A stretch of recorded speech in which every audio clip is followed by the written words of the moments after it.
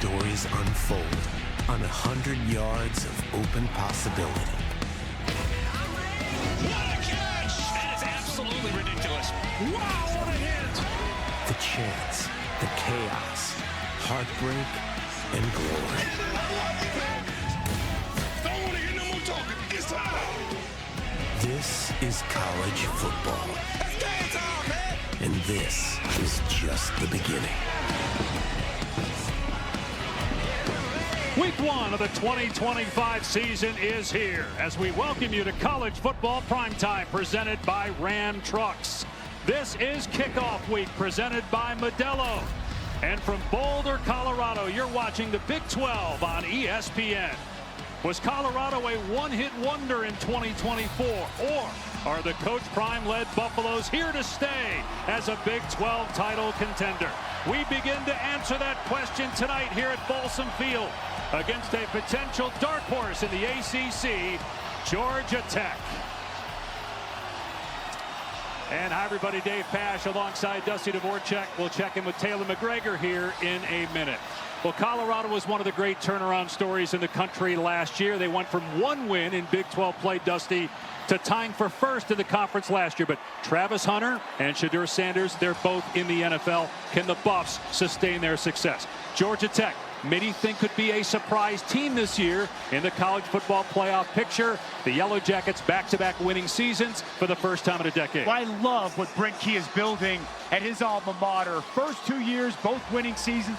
Now year 3, this is his best team. They're a veteran team, 27 seniors, and their leader, their quarterback, it's his 3rd year as a starter. He's one of the best dual threats in the ACC in Haynes King. Speaking of dual threats, that's what we're going to see tonight for Colorado. Caden Salter has brought his talents to Boulder from Liberty. He gets the start here tonight to kick off this 2025 season. And one of the major storylines this offseason, Deion Sanders returned to the sideline for Colorado after a major health scare this spring. And with more on that, let's go down to the field and check in with Taylor. Dave, that health scare, Coach Sanders was diagnosed with bladder cancer in April. He told me it was an unexpected offseason, and he has a new perspective coming into this year. When he was diagnosed, he had no previous symptoms of anything that would indicate cancer. He went in for a routine CT scan on April 2nd to monitor the blood clots he had dealt with in his legs previously. It was in that scan that they found the tumor, and they decided to be incredibly aggressive. So by the end of April, he was in his first surgery to determine the next steps. And then on May 9th, he had another surgery to completely remove the bladder and build another one. He spent the summer recovering in Texas. And then on July 28th, his doctor, Dr. Janet Kukrasia, pronounced him cancer-free. He did tell us, though, that this season could look a little bit differently, especially on the sideline. So I am on Colorado's sideline, and behind me, you will see a bathroom that Coach Prime could use in game if needed, Dave. It is year 3 for Coach Prime, Taylor, and he says they're better than last year's 9-4 team.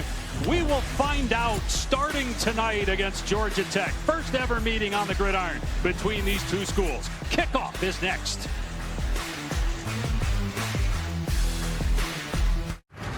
The College Football Playoff begins December 19th and concludes with the National Championship January 19th on ESPN. That's this year, but 35 years ago, the College Football Playoff talk was a pipe dream. In 1990, Colorado and Georgia Tech split the national championship. Georgia Tech was the UPI champ.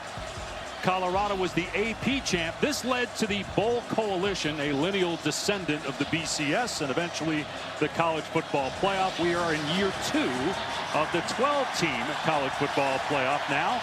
And Colorado tonight honoring the head coach of that 1990 team, the late Bill McCartney, by wearing those standard home uniforms, including the white socks from 35 years ago. Colorado won the toss and deferred. Georgia Tech will get the ball first after a touchback on the 25. Well, there's a lot of excitement around this Georgia Tech program this year. A big reason, Haynes King, one of the toughest quarterbacks in the country. Year 3 is the starter, a true dual threat in this Buster Faulkner offense. And he was so improved last year, 73% completion. The way they run this offense, though, he will tuck it and run with it. A lot of it design, a lot of it calling his own number. He has just continued to grow, and he is laser focused on this season to lead this football team.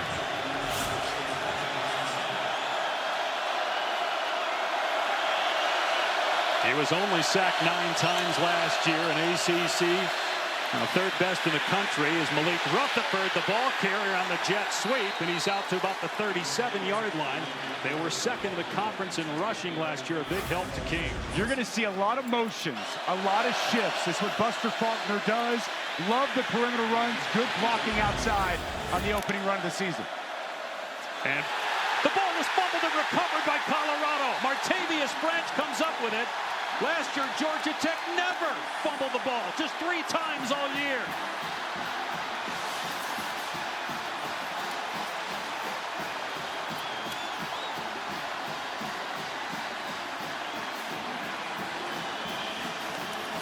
First game for Martavius Branch, a transfer from UTSA, and he comes up with a big play. Well, it's right at the mesh point, the two Hayneses. It's Haynes King, Jamal Haynes. Haynes King's eyes on that outside defensive end. He just gets hung up with Haynes King. Ball's on the ground. Just something you don't typically see. Haynes King went to pull that ball out. He was going to take it as the defensive end collapsed. But as you mentioned, a rare fumble, misplayed football from Haynes King, and exactly what Deion Sanders and this Colorado defense needed to kick this game off. From the 36-yard line of Georgia Tech, Caden Salter, a swing pass out in space to Quentin Gibson, and he steps out of bounds at the 32. They're replacing Travis Hunter, Shedeur Sanders, several other receivers who are now in the NFL. They feel really good about their offensive line as opposed to last year where they gave up a ton of sacks and were dead last in rushing. Caden Salter tied with Cade Klubnik for the most total touchdowns in FBS the last 2 years. 3-year starter at Liberty, making his Buffalo debut tonight, and he'll hand it off. Off the right side, Micah Welch breaking tackles inside the 20 and shoved out of bounds at the 16 after a 16-yard pickup. Boy, just a little counter action. I love the pad level of Michael Welch. He's only 5'9". He lowers those pads, lowers the boom, and runs through R.J. Johnson to spring a nice opening run. Exactly what we talked with offensive coordinator yesterday, Pat Shurmur. As you touched on, they feel this offensive line's better, a bigger emphasis running the football. Here's Welch again, straight ahead, and he gets popped at the 12-yard line. Big hit by Clayton Powell-Lee. Pickup of 4 on the play. And Clayton Powell-Lee was the one that didn't bring it up to the table on that previous play. I like the physicality Colorado coming out with. I like the way Michael Welch in these first 2 runs, running the football between the tackles. He was banged up last year. He's gotten his body right. Looks great here to start this game.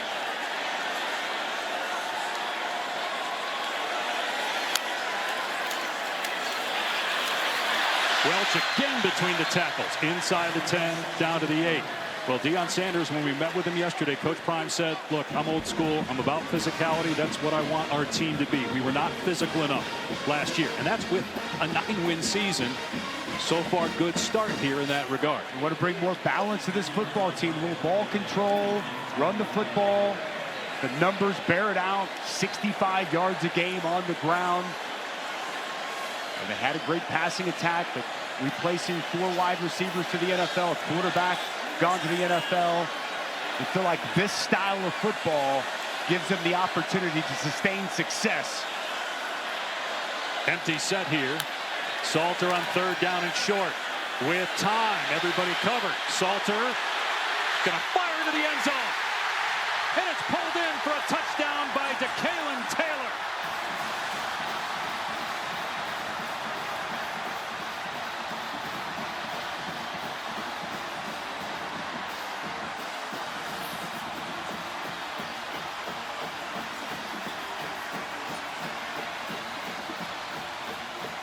There were a lot of question marks about this Colorado team coming in, and we got a long way to go before we can really even answer those. But they'll take the start. They get a gift with the bad fumble by Georgia Tech. inside the Yellow Jacket 40. And they go right down the field and score. Mata, returning place kicker, puts it through to make it 7-0 Buffaloes. Could not have scripted a better start to this 2025 season for Colorado. They get the takeaway, and now their new quarterback, Kaidon Salter. You can't lose contain on Kaidon Salter. He gets outside, he locates his target. Taylor comes open, a strike, and an early touchdown for the Buffaloes. Okay, we back.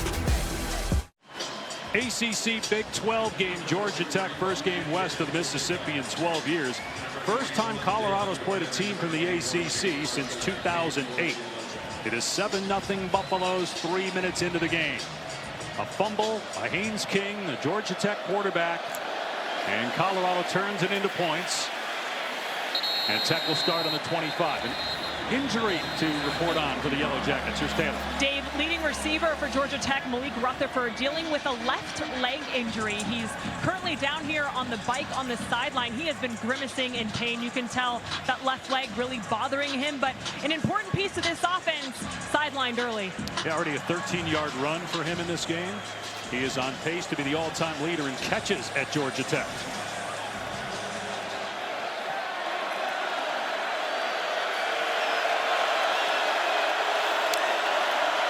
And King to throw. In trouble, steps up. And able to slip through an arm tackle and gain of 2 on the play. So the second time that Haynes King has played in Colorado. The last time was in 2021 when he was at Texas A&M. The game was in Denver against Colorado, his second career start. He broke his leg and missed the rest of the season. Injuries were an issue last year for him. Hoping to get through this season healthy and whole.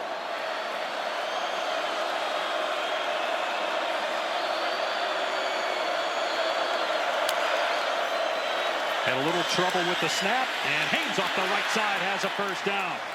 Brought down at the 39 by Preston Hodge, but a 12-yard gain. One of many variations of counter you will see tonight. Going to pull backside guard, the tight end, Luke Harpring. A nice job opening up that crease and the burst from Jamal Haynes. What a career he has put together. Came to Georgia Tech as a wide receiver, converted 2 years ago to running back, over 2,000 yards the last 2 years, and his best is yet to come. King from the pocket, throws a strike, and it's a first down into Georgia Tech territory for Isaiah Canyon. A lot of cushion outside. R.J. Johnson playing corner. Good job by Isaiah Canyon. Young, big-bodied, athletic receiver. Nice route and good timing from Haynes King. 3 years at A&M for King, now 3 at Georgia Tech. 24-year-old from Longview, Texas. And the snap is high, the ball's bubbled again, it's punched forward, loose on the ground at the 48-yard line. The Buffaloes say they have it. Waiting for an official signal, there it is, Colorado ball. 3 fumbles last year, 2 tonight for Georgia Tech in less than 5 minutes. Martavius French with his second recovery. This snap just high, over the head, an outstretched hand of Haynes King. He went up, tried to get his hand on it, couldn't corral it. That ball's loose, it's on the ground. And what a start from Martavius French. New team, new season. The benefactor of 2 early takeaways. We're not 5 minutes into the season. Now 2 fumbles for Georgia Tech, and Colorado with good field position can completely take control of this game early. Deion Sanders acknowledged to us yesterday that even though Kaidon Salter has a lot of starts under his belt, this is different. There were some butterflies, some nerves coming into this game. Nothing like a couple of takeaways to take the nerves away. We'll see if they can capitalize again. A little dump off, and this time Taylor, who caught the touchdown pass on the first drive, puts it on the deck, incompletion. Well, Taylor clearly loved the way he catches the football. Pat Shurmur mentioned that yesterday. That was 20 personnel, 2 backs in the backfield on that set. Last year, Colorado was primarily a 10 offense. 1 back, 4 receivers with the talent. Now you see here 85, Zach Atkins in the game. They're going to utilize more tight ends, more running backs, a different look and feel of this Colorado offense this season.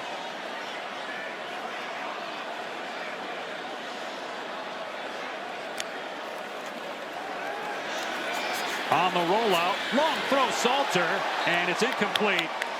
Draylon Miller went to the ground, almost secured it, but when he hit the chalk marks, it came out. Miller played well as a true freshman last year with 32 catches. They love what he brings to the table as he goes to the ground, just unable to secure this football.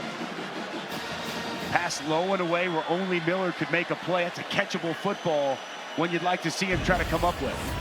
So now it's 3rd and 10. Colorado in danger of punting it right back to Georgia Tech after the takeaway.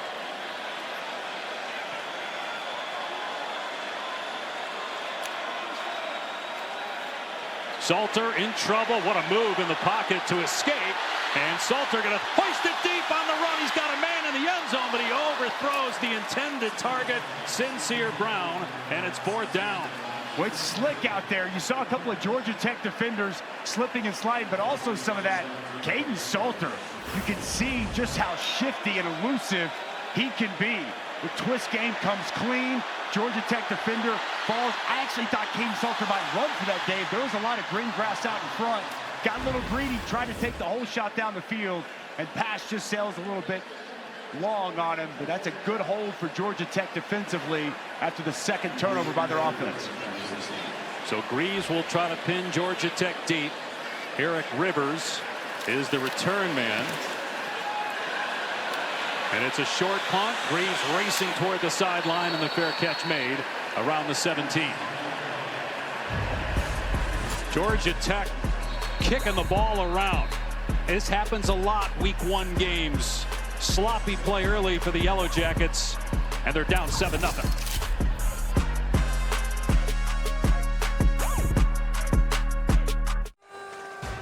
ESPN College Football Primetime is presented by RAM, official sponsor of the College Football Playoff, and in part by Modelo, the mark of a fighter. The Pearl Street Stampede has been the kickoff celebration prior to Colorado games for nearly 20 years. It does feel a lot different, though, with that man at the helm. There is a different vibe here in Boulder with Deion Sanders as the head coach of the Colorado Buffaloes. And you could just feel it being in the facility yesterday and being around town the last couple days. There is great energy and positivity surrounding this program. Despite all the losses, a lot of confidence, locally anyway, in this team. And a quarterback draw, Haynes King up the middle to the 24 for 7 yards. Just trying to settle down that offense and get a chunk run on 1st down. And I think that's what Brent Key's telling his entire offense, and this is what pays dividends to have a veteran quarterback. Take a deep breath. Okay, we've gotten a little bit of the nerves out of the way, the shakes, 2 fumbles now beside us. Let's take a deep breath. Let's put together a good drive. King keeps it and picks up the 1st down out to the 34. He has the most rushing touchdowns by a quarterback the last 2 years with 21, so he's an excellent athlete. 11 last year. Love when he gets on the perimeter. You're going to see him work out, and he's really going to keep 50. This linebacker does a really nice job with Reginald Hughes. When he gets right there and he pump fakes outside, he freezes that linebacker, and he knows he can put his foot in the ground and get inside. Nice job by Haynes King. They run another jet sweep. Bailey Stockton to the perimeter. He gets clocked out of play by Tion Parks and Reggie Hughes. But Georgia Tech able to run the football well here and get another 1st down.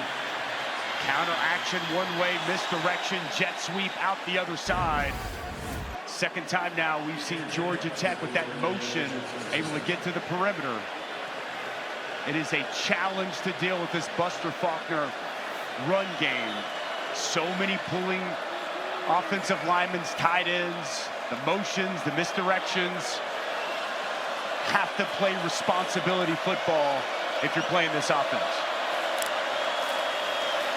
9th run play, and it's the quarterback again. King this time gets leveled at the 49-yard line by DJ McKinney, preseason first-team All-Big 12 corner.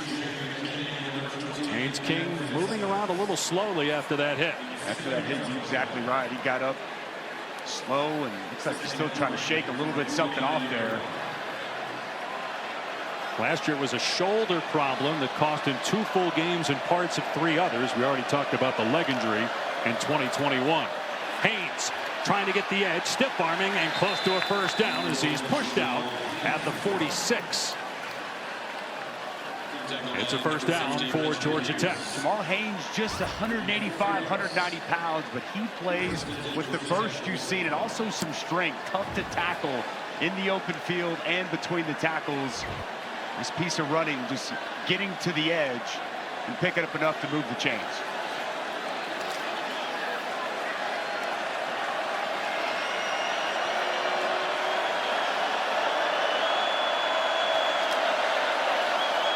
King throwing for just the second time. Got a defender at his feet. He throws a pick right to DJ McKinney. The 3rd turnover by Georgia Tech.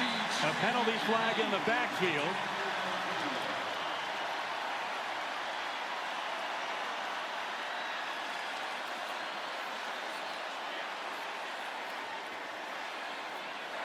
Holding number 58. Offense. Penalty is declined. First down, Colorado. 3 giveaways in 8 minutes by Georgia Tech. Well, I mentioned the pulling guards. Quincy Wiggins is going to do a really nice job getting vertical and getting in the backfield. Quincy Wiggins right here. He's just going to get vertical. He's going to apply this pressure on Haynes King. Haynes King under duress. He's got bodies at his legs. An errant throw that he makes to try to hit Bailey Stockton over the middle. Bailey Stockton put his hands up for contact. There was a little contact going across, but that was more of a panic throw than anything with the pressure coming. And one of the best corners in the Big 12, DJ McKinney, the 3rd takeaway in this first quarter for Colorado. You talk about the panic throws. He didn't do that last year. 2 years ago, 16 picks. Only 2 last year. But a big mistake there. Colorado takes over. And Salter's pass pulled in on the edge by Miller, but he's dumped immediately at the 31 for a loss of 3 on the play by Amari Harvey. But Harvey does an excellent job working underneath the outside receiver to create that negative play.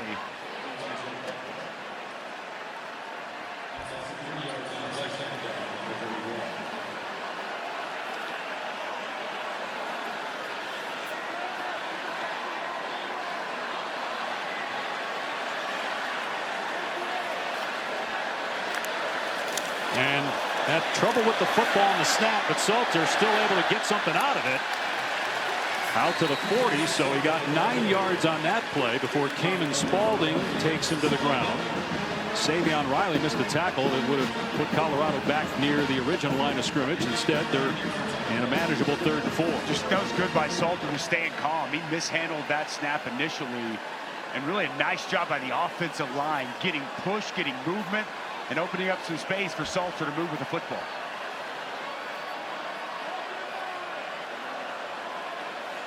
To get Salter on the edge, a little run pass option here. Instead, from the pocket, Salter throws, and a catch is made. But what a great hit.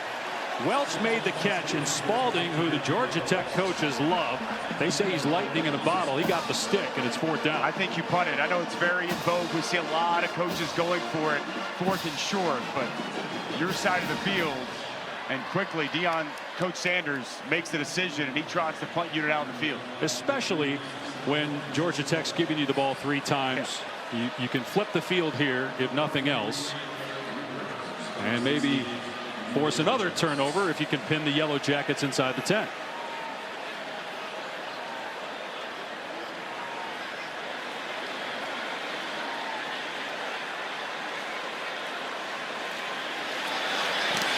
Greaves' first punt wasn't good. This one much better. It bounces at the 10, scooped on the 5 by Rivers. Grabbed by the 1-yard line. And they're going to mark him down at about the 3. Isaiah Hart, the gunner, got back there quickly and wrapped up Eric Rivers wearing on that slip-on jersey, and so Georgia Tech will be pinned inside its 5 after an excellent defensive play by Spalding to keep the Buffaloes from getting a first down. Spalding with the big hit to force the punt, and it's Rivers trying to make a play, but nowhere to go. Great coverage by the Buffaloes.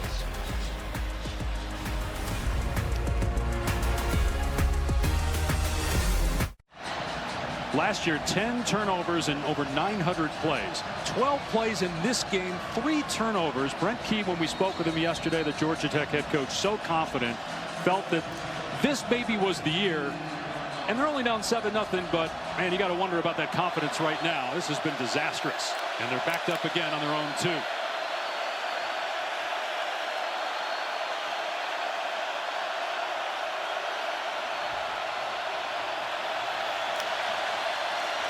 King to throw from the end zone and taking a shot downfield. It's off target, but flags fly. Isaiah Canyon, the intended receiver, with Tion Parks in coverage. We asked Buster Faulkner, the offensive coordinator, yesterday about shot plays. He said there should be one in there early, and we just saw it from the end zone.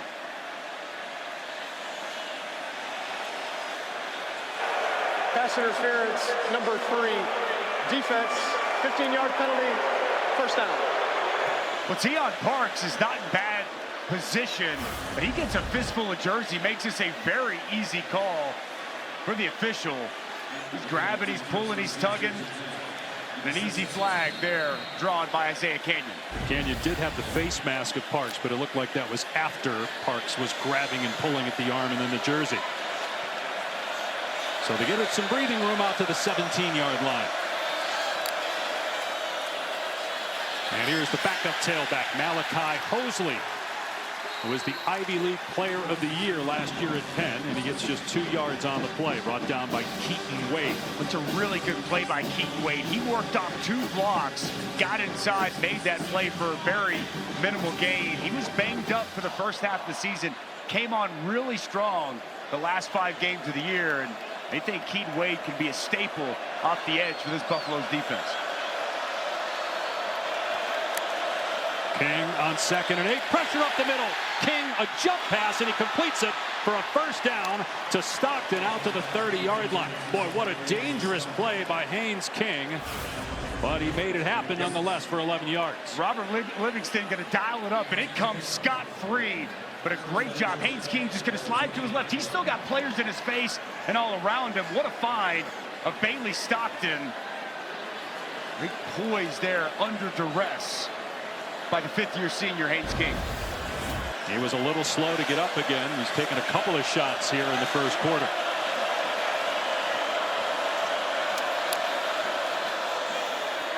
They run it up the gut, and it's Hosley to the 33-yard line. Running the ball hasn't been a problem so far in this game.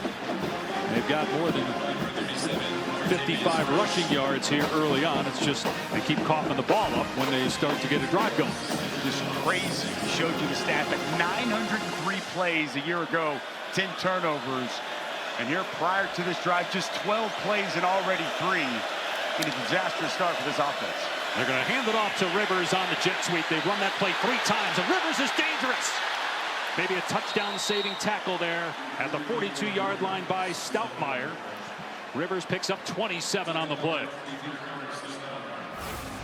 The perimeter blocking has been so good. Multiple tight ends outside. And Jamal Haynes, just watch these guys go to work here. Hat on a hat, in a crease right there for the speedster Eric Rivers to hit it downhill.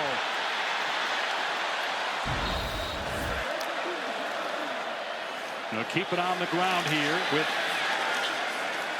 Hosley off the left side. Check that, Haynes down to the 36-yard line. So a gain of 4 on that run there by Haynes as Georgia Tech continues to hand it off. Only a few pass plays here so far in this opening quarter. King 3 for 4 through the air and 13 run plays for Tech.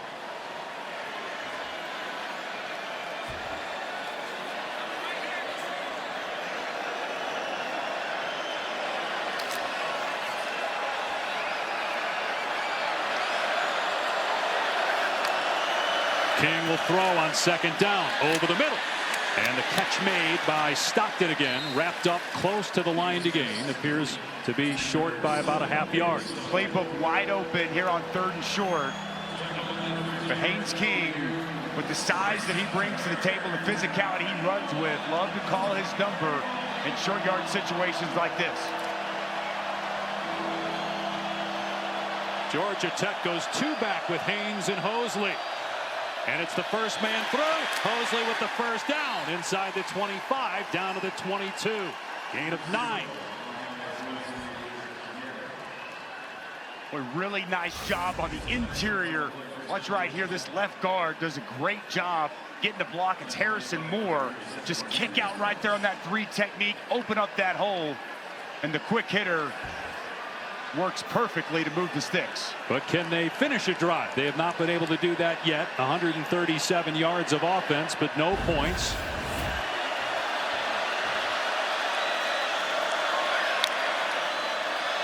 King gives it to Haynes downhill again. And good lane between the tackles to the 18. 4 more yards. Arden Walker on the stop. Inside a minute to go. Once again, just another counter. Pull the backside. Not a whole lot there, but Jamal Haynes just keeps those legs churning in the forward lean. A nice pickup on first down. An 11-second difference here in the game and play clocks at the end of the first. Could be the final play of the quarter. On 2nd and 5. Again, they go 2 back. That's Haynes shifting, and he's the ball carrier, and he's loose, but tripped up at the 10. Otherwise, he probably scores. Jonathan Wade got enough of the shoelaces, and it'll be a first down near the 10-yard line when we start the second quarter. They just give you so much to look at. Jamal Haynes is in the slot. He motions back. Another way to get to counter. It's a hot start for the Colorado Buffaloes. They got 3 takeaways, and they got an early lead here in Boulder.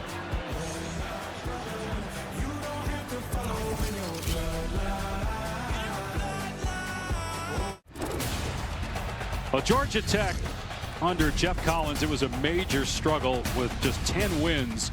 And then Brent Key took over as the interim in 2022. 3rd full year as the head coach. He's 6-1 against ranked ACC teams. First time in a decade with back-to-back winning seasons in Bullbirds. And they run the ball very well here in the first quarter. Over 100 rushing yards. Nothing to show for it yet. They are on the 10-yard line, 1st and goal. They turned it over 3 times, twice in Colorado territory. Low snap. Haynes off the left side. Dragged down after a 2-yard gain. Taylor caught up with Brent Key. Coach, 3 turnovers, but a chance to tie the game. What do you make of your start? Well, you just said it. We had 3 turnovers. I mean, golly, we had a ball exchange issue, had a snap issue, and then we throw an interception right there. And, you know, we're moving the ball. All right, but we can't turn the ball over. That's not characteristic of us. All right, we can't do it. It's got to stop. And you know, we got to fix those things. The defense made a good play on the early there to stop him with a yard short. But you know, beating ourselves, and we got to correct those things. But you see, we're moving the ball. Hopefully, it continues now. Thank you, Dave. Penalty flags are down. Looked like there was a hold on Georgia Tech as Haynes King had to sprint out of the pocket, being chased by French, who's already got 2 fumble recoveries in this first half. Holding number 72. Offense, 10-yard penalty. Still 2nd down. And Malachi Carney, transfer from South Alabama on your right side. Going to get a piece of Arden Walker working off the edge. Going to come late. Going to get the grab. Draw the flag. Then he takes another shot. You touched on it, Dave. Latavius French puts him down at the end of that play, and Haynes King got up slow once again from the turf. 2nd and goal on the 18 after the penalty. King to the air. With time, pass is deflected and almost picked off. It hit the ground before Hughes had it pop into his hands. Jaheim Otis, the Alabama transfer, got a hand up. 3rd down and goal. Well, Jaheim Otis is big, man. He's 6'5", he's 330. Watch him just walk back this offensive lineman. He plays this perfectly. Almost 2 gaps in on the guard, Harrison Moore. And then right times it perfectly, gets that hands up, and gets the pass deflection.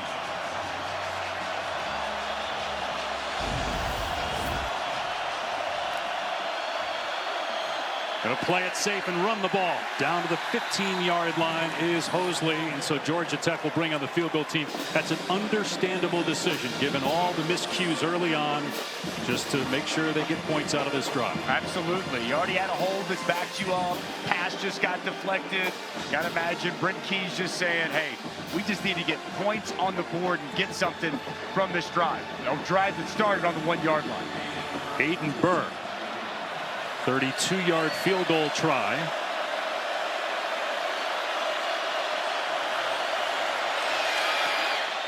And finally, Georgia Tech on the board. It's 7-3 here in Boulder on opening night.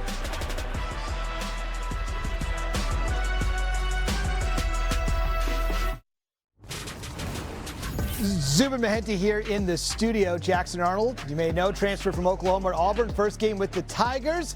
Off to a quick start here at McLean Stadium in Waco in a critical 3rd year for Hugh Freeze. 7-3 Tigers, 14 games going. All your highlights at the half. Dave. Day 2, Zubin, of just a phenomenal weekend. It started last night. A couple of excellent games, including Cincinnati, Nebraska. It'll finish Monday night with North Carolina TCU on ESPN. Bill Belichick's debut in college football. Dave Pasch, Dusty Dvorak, Taylor McGregor, Matt Austin, our rules expert, with us. 7-3. Colorado leads early in the 2nd quarter. 3 takeaways for the Buffalo defense. After the touchback, Colorado will start on the 25. Caden Salter making his Buffalo debut. He led Liberty to a 13-0 regular season and a Fiesta Bowl berth back in 2023, the first New Year's Six bowl game in Conference USA history. He was responsible for 77 touchdowns while at Liberty. And over the last 2 years, 66, which ties Cade Klubnik for the most in college football.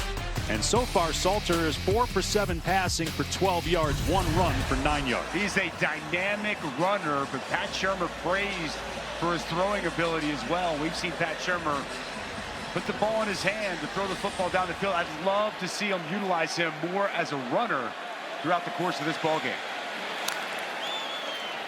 To Kalen Taylor running. And a flag down. Taylor got to the line of scrimmage and maybe a half yard. The flag is thrown in the backfield around the 19.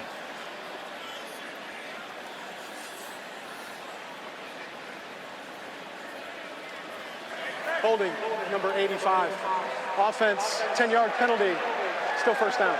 On the tight end, Zach Atkins. Here's Taylor. Before the game, Deion Sanders told me, thank goodness they're playing on their brand new turf field that was installed this offseason. He said if it was still the regular grass, it would have been slippery all game. But this turf, instead of the usual rubber pallets, actually has this wood filled in between the grass, so it better handles the moisture. And so the plan and the hope is that it's not as slippery as grass would have been, Dave. Well, it was pouring down right to Taylor an hour before the game. Salter looking for some running room, and he's brought down for another negative play at the 14, loss of 1.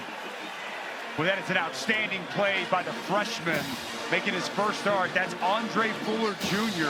And we just found out before the game that he was going to start tonight. Had a really good camp, had an excellent week of practice, and a nice job keeping contained and helping create that negative play. Not only did we find out before the game he was going to start, they didn't even tell us about who he was yesterday. We didn't even hear his name until we were told to add him to our depth chart right before kickoff. 2nd down and 21 on the Colorado 14. And the Buffaloes keep it on the ground. And a burst. Simeon Price up to the 29. Another penalty marker is thrown, though. And Colorado starting to march backwards. That could negate a 15-yard pickup. Oh, now Colorado is saying it's on Georgia Tech. They started walking back to the huddle as if they thought, well, we just got busted for a hold. Personal but foul, now it's against face Georgia mask, Tech. number 1. Defense, 15-yard penalty will be added to the end of the run. 1st down. So that's on Cayman Spalding. And that will put the ball out at the 45-yard line for Colorado. Well, it's outstanding interior blocking, and it's going to be Zarian McGill who gets up to that second level on Spalding. Left hand gets up in the face mask, draws the flag. A nice piece of running there by Simeon Price right up the middle.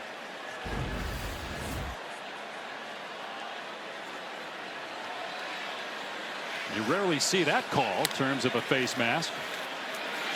To Kalen Taylor, hit in the backfield, keeps his balance, fighting for yardage, and picks up a couple. Taylor, a transfer from Incarnate Word. He rushed for 900 yards last year. Don't sleep on guys from Incarnate Word. You never know, they might be the #1 pick in the draft down the road. Cam Ward, former Incarnate Word alum, put together a phenomenal season last year. Be intrigued to see what he does this year at Tennessee. And the new quarterback in Miami, Carson Beck, Miami Notre Dame, Sunday night, ABC. Price met in the hole and dropped. Got maybe 2. Jai Gilmore with the hit. 3rd down. Well, Jai Gilmore shot out of a cannon from the safety position, flying downhill to meet Price just past the line of scrimmage. Platoon change here for Georgia Tech up front. They were really poor getting pressure on the quarterback a year ago, just 18 sacks. New defensive coordinator Blake Gideon said that is a big point of emphasis to create more pressure, create more negative plays. He's got them stacked at the line of scrimmage here on 3rd down. Meanwhile, Colorado gave up the 6th most sacks last year. Salter trying to set up a screen, in trouble, and Salter throws it away at the last second before he's dragged down. Got outside the pocket, got it through the neutral zone, so it's no grounding. Jordan Vandenberg also almost had a sack for Georgia Tech. Well, Melvin Jordan IV, he's going to come pretty much scot-free right up the A-gap, and then good pressure off the edge as well. Nice job rushing in tandem.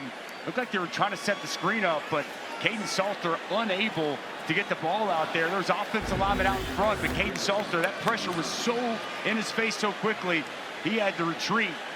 And a good stop by Georgia Tech to force the punt. Eric Rivers is the deep man again for Georgia Tech. He was wearing number 43 earlier. That's because there were 2 guys that wear number 3 normally, so he was wearing the flip jersey. Now he's back to number 3, the only number 3 out there for Tech. As that punt hugs the left sideline, and it's touched by Colorado before it enters the end zone. Boy, Isaiah Hart just made some great plays as the gunner for Colorado. Now they're saying the ball crossed the plane, so it's a touchback. It's going to come out to the 20. Colorado still celebrating. I don't think they heard the official rule touchback.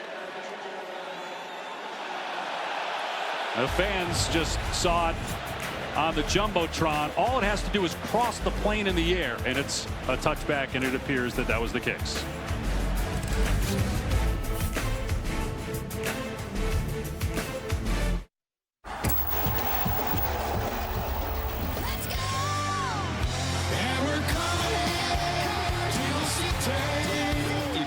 For a better setting. When you think college football in general and college game day specifically, you think about Lee Corso. It's his final show tomorrow ahead of Ohio State and Texas. And it was 2 years ago before Colorado played Colorado State. He put on the Buffalo in his 400th headgear selection with the Rock in the house. First time he did it was back in 1996. Pretty good record for Coach. The GOAT. Unbelievable what he's meant to college football. Haynes King, little dump off, and the ball's on the ground. It was not secured. It's an incomplete pass. Jamal Haynes never had control. It's a rare miss right there between those two. Got Jamal Haynes wide open out in the flats with a blocker out in front. And that pass just a little behind him, but still a pass you expect Jamal Haynes to come up with. Haynes King 4 of 7 with the interception so far. Last year, 73% completion rate.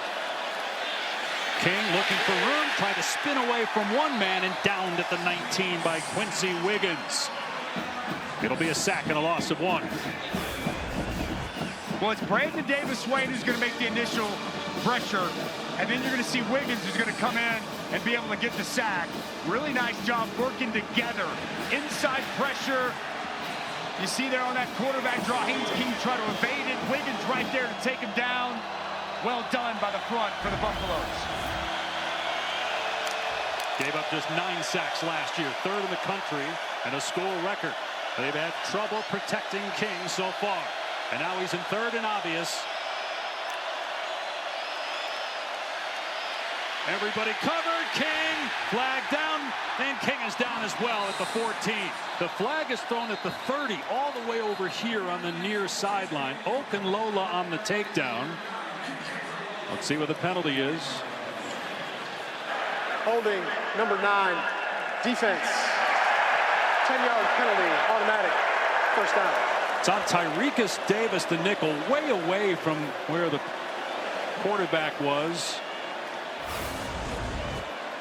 Going to come right here. Grabs a little bit of the backside of the jersey. It's not terrible, but he does. He gets beat inside, grabs that jersey, and it draws the flag. Negates an excellent pass rush there for Colorado on back-to-back plays. Deion Sanders told us yesterday we got to cut down on the penalties. We were awful in that regard last year. That one hurts if you're the Buffalo.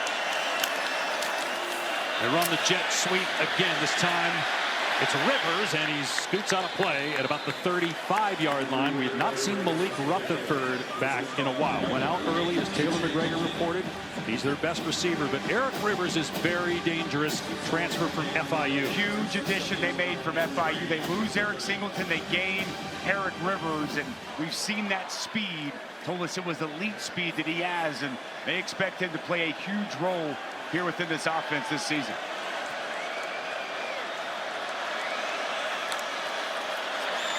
King gets hit, delivers the pass, and it's a first down and more for Stockton. Out of play inside the Colorado 45. There was pressure from French, and boy, King did well to get rid of that ball quickly. But Bailey Stockton has been the go-to guy here in this first half for Georgia Tech outside, and just poorly played by DJ McKinney, who's typically so good. Doesn't leverage the football, gets caught inside, allows Stockton to get to the perimeter, and a huge pickup to move the sticks for the Yellow Jackets. 4 catches, 48 yards for Stockton. 33 of those after the catch. Penalty marker down. Movement by Georgia Tech. Prior to the snap, false start, number 78. Offense, 5-yard penalty, still first down. Each team has been penalized 3 times now. The all-new ESPN app is the best way to watch sports. All of ESPN, all in one place. Live games, live stats. Plus, you can track your fantasy teams and personalize with your favorite leagues, teams, and players. Will be such a key to have on a day like tomorrow, Dave Pasch, with all the great games all across our networks. You get it all right there, the ESPN app. And all starting in Columbus with College Game Day. Swinging it out to Hosley. He's got room inside the 40, inside the 30, and Hosley all the way to the 22. They're starting to wear Colorado out on the perimeter with some short passing and a gain of 25 mostly on the run. Just a flare screen outside. He's got blockers out in front.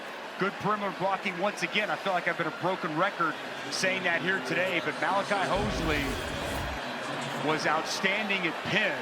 Was an All-American there at the FCS level and making an impact here in this first half, both running it and catching it. And they have over 200 yards as a team now of offense here in the first half. Out of an empty set, King, another quick pass to the edge. And an excellent open field tackle that time by Sean Myers on Zion Taylor, who caught the ball at the line of scrimmage. It's an area that they thought they really upgraded this Colorado defense. Talking with the defensive coordinator, Robert Livingston, loves the athleticism of these linebackers. A nice play on the perimeter by Sean Myers. Year 2 for Livingston, longtime assistant coach with the Cincinnati Bengals.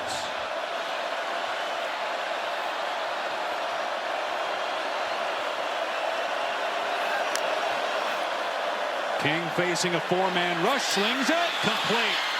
Inside the 15 is Rivers. First down at the 13. I love this route. Just work a little curl scheme, back to the football, and good strong hands on the pass delivered from Haynes King. Pockets clean, steps into that throw. And a nice connection from Haynes King and his new target. Seems like King has really settled into the game now. He's completed his last 4 passes since the interception. First down at the 12. Stockton, the ball carrier, and down to about the 7-yard line. His only touchdown a year ago was in the bowl game against Vanderbilt, but as you mentioned, Dusty, he is being featured here in the first half for Tech. Hand it to him, throw it to him. Just continue to contribute to this offense. And speaking of contribute, Jamal Haynes just delivered a devastating block on the perimeter. These running backs, when the ball is not in their hands, they are still lively within this play. Just shows Brent Key demands from everybody on this offense, on this team, to play physical. Inside the 10 for the second time. Had to settle for 3 last time. Design run for Haynes King. Lowers his shoulder. He'll come up short of the first down by about a yard. It'll be third down. Okunlola in there first for Colorado.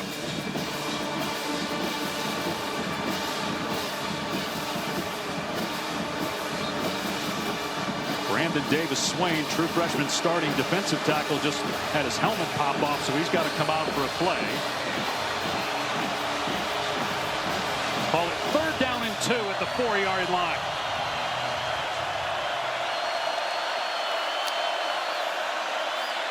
King keeps it, and King hit at the 1, but powers his way across. Touchdown, Georgia Tech.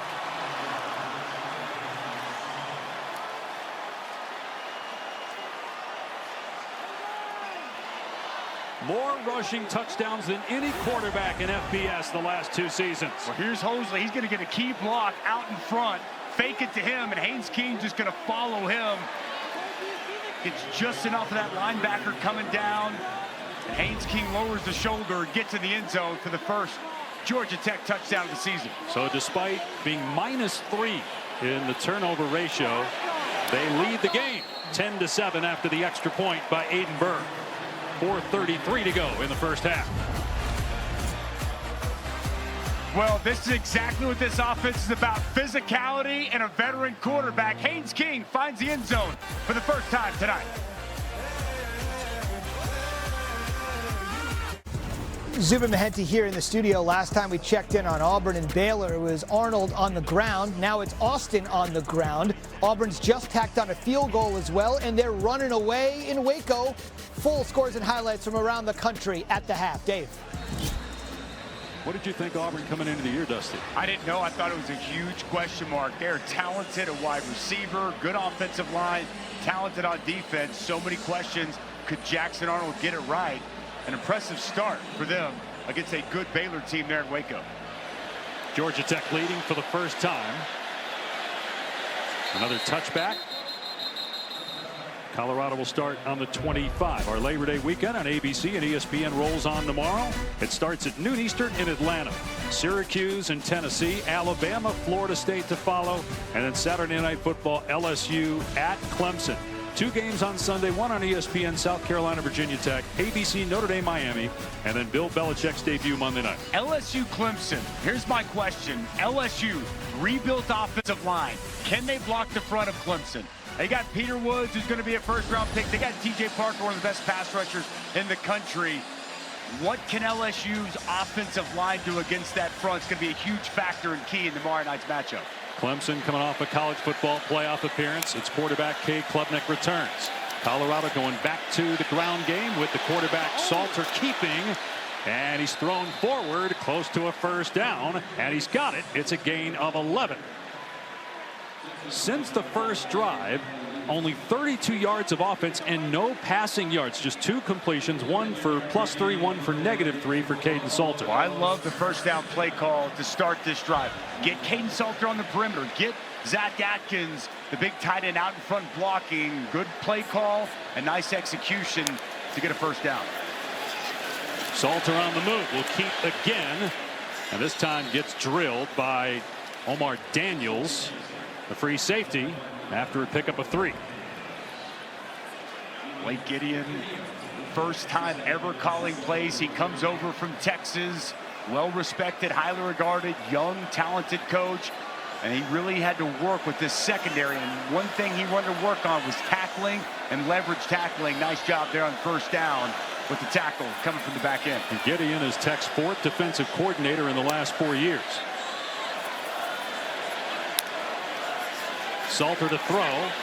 Throws to the flat, and what a terrific play, but keeping his balance was Price. Or no, he did go down after Daniels made the hit in the backfield for a loss of about 4. Well, you can see Omar Daniels, he reads this, and he plays it so well. He's going to start to creep down as that motion comes, sifts through, works right before Zach Atkins can get out in front. A nice job, catch tackle, but from the safety, Omar Daniels. Back-to-back plays for the 5th-year senior. Without a player like Travis Hunter or the experience of Shedeur Sanders, even though Kaidon Salter's experience, it's his first start in this environment. Tough to put a quarterback in 3rd and 10. He throws it deep, and he's got a receiver, and it's pulled in inside the 30-yard line by Omarion Miller. What a throw downfield by Kaidon Salter. I guess it wasn't too much pressure in that situation. A dart 40 yards downfield. Well, he's got time. He steps into the pass, and the safety doesn't get over the top, and a dime delivered. Good concentration on the sidelines and adjustment from Omarion Miller. Huge 3rd down conversion and a confidence-building throw for Kaidon Salter. Yeah, he needed that with the way things have been going for the offense. And now movement on the right side of the line by Kareem Harden. 55, offense, 5-yard penalty, still first down. For 20 years, Allstate has celebrated every field goal and extra point made at participating universities by donating to the university's athletic scholarship fund, supporting all student athletes. Thank you, Allstate. Closing in on the 2-minute timeout. Colorado may just take it down here. Each team with all of its timeouts remaining. They will snap it at 2:02. And Salter waiting for some blockers. Actually looked like if he would have cut it upfield initially, he might have had some room. Maybe a little too patient that time. Only got 1 yard. 1:54 to go. We've hit the 2-minute timeout.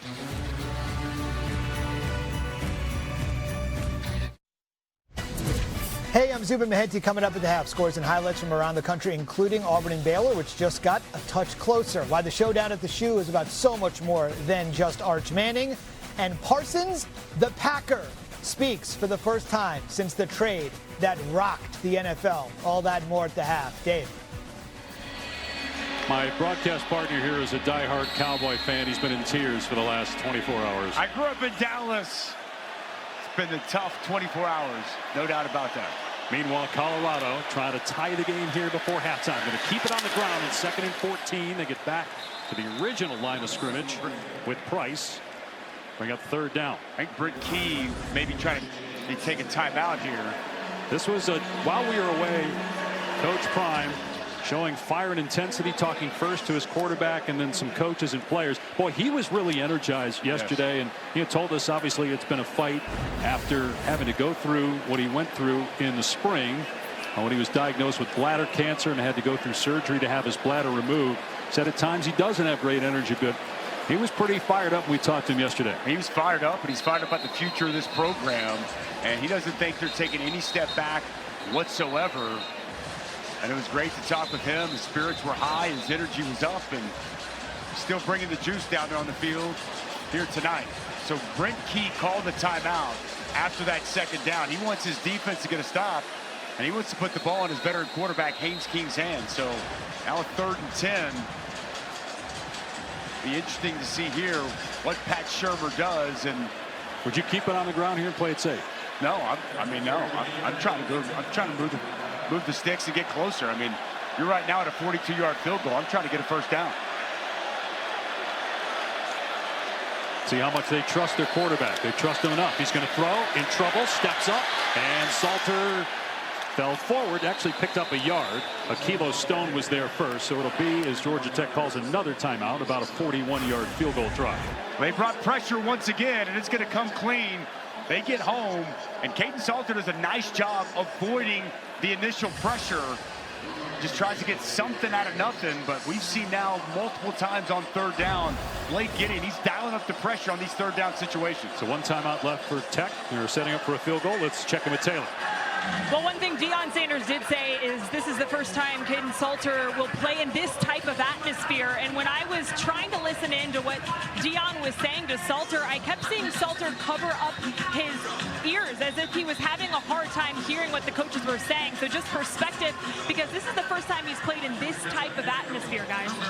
You know, you have the communication, too, with the offensive coordinator, Pat Shurmur. Last year was the first year of that in college. Obviously, Shurmur's been used to that. He did it for 24 years in the NFL. But in this environment, when it's this loud, that can play a role in that communication. 42-yard attempt, Alejandro Mata, who missed just twice last year. 12 of 14 from field goal range. And this one is dead center to tie the game at 10 with 1:39 to go till halftime.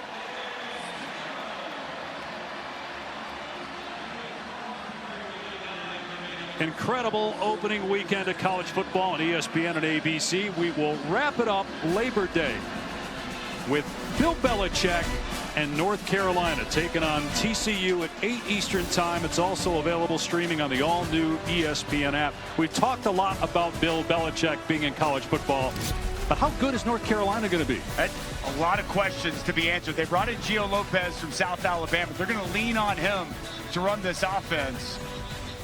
But they have a ton of new faces. There hasn't been a lot of noise or news coming out of North Carolina camp, as would be expected from Bill Belichick. But Bill Belichick's in college football, Dave Pasch. First time since How crazy is that? First time since he played 50 years ago. It's awesome. Absolutely awesome. Be a great matchup. Sonny Dykes, TCU. They've got a veteran team, a veteran quarterback. A lot of these Big 12 teams do this season.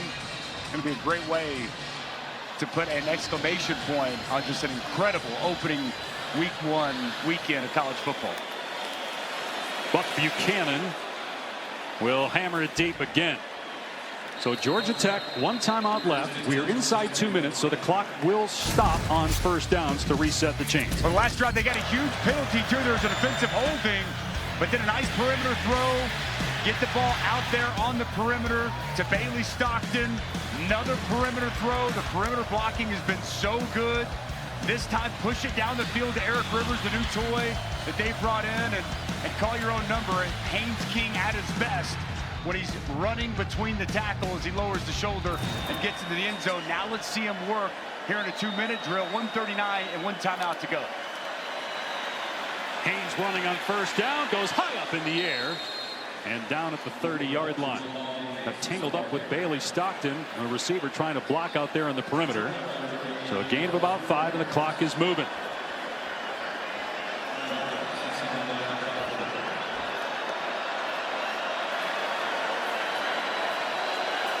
Haynes King hand signaling at the line of scrimmage, changing the play. Gonna run Haynes again, first down and more. So the clock will stop momentarily. They'll get the chain set and run it on the ready for play from the 38-yard line. Back-to-back runs here. They use those timeouts to get the football back, but yet to see Haynes King put the ball in the air. He's completed his last 4 passes, through an interception, also 2 lost fumbles for Georgia Tech. Yet the game is tied in the final minute of the second quarter. King gets hit from the pocket and hoists it out of bounds.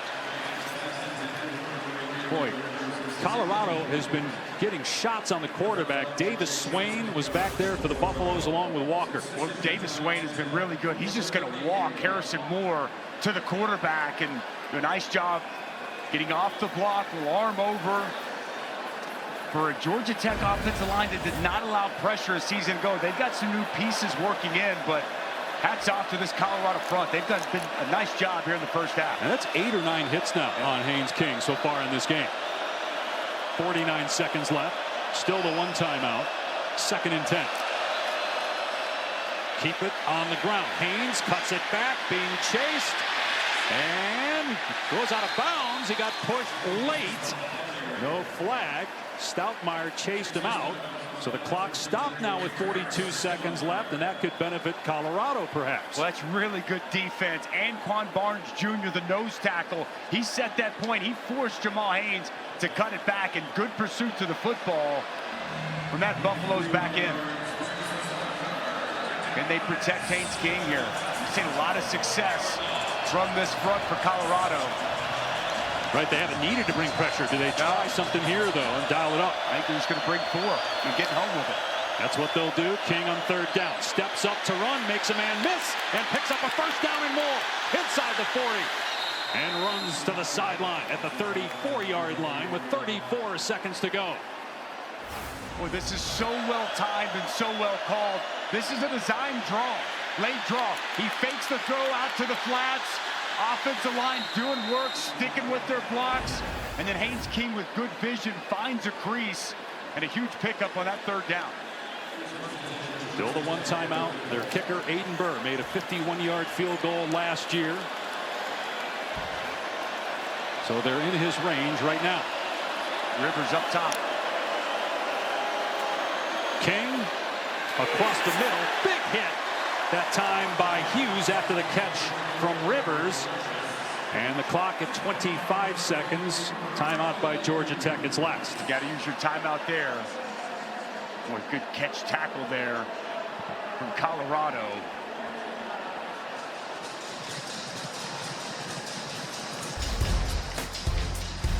Looking at some notable ACC and Big 12 games other than this one here, week 1. LSU Clemson, Dusty talked about that earlier. He also talked about TCU North Carolina. What about Notre Dame Miami Sunday night, ABC? Well, it's fascinating. CJ Carr is going to make his first ever start. But this is an offense for Notre Dame that's got a great offensive line. Jeremiah Love, one of the best, if not the best back in college football. How much do we see CJ Carr put it up in the air? On the flip side, doesn't it feel like everybody's written Carson Beck off? Yes, it does. He was pretty good at Georgia. I remember him winning a bunch of big games. And speaking of winning big games, what is Mario Cristobal going to win that first big game?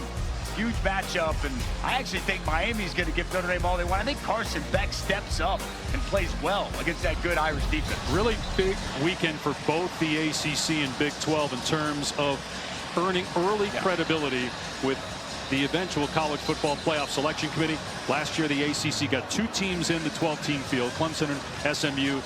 Big 12 had 1 in Arizona State, a team nobody thought would get in. They are the highest-ranked Big 12 team, number 11, coming into the year. It's about perception, and it's opportunity early in the season, and a lot of opportunity here this week 1 for both the Big 12 and the ACC. No timeouts left for Georgia Tech. 2nd and 9 from the 33 of Colorado. Again, Haynes King changing things up. Play clock down to 5. Run play. Hosley gets through a hole and wrapped up at the 26-yard line. You a little surprised by that? Yeah, I am very surprised by that. Haynes King checked into it, and they're going to have, I think they're just going to spike it and play for the field goal. It's 3rd and 2. Got to run a play. You can't spike it now, right? Well, again, I think they're just playing for the field goal at this point. Certainly looks at it. Yeah, he waited long enough there to snap it and spike it. I would have thought, I mean, they're breaking tackles between the tackles. Why not hand it off there? Well, if you hand it off and you get tackled, you're not going to have time. It'd be tough to run a field goal unit on the field. Well, that's because they waited so long. If they just got up there and snapped it quickly, maybe not. But they were able to spike it with 4 seconds left. Looking for the lead going into the locker room. A 43-yard try by Aiden Burr.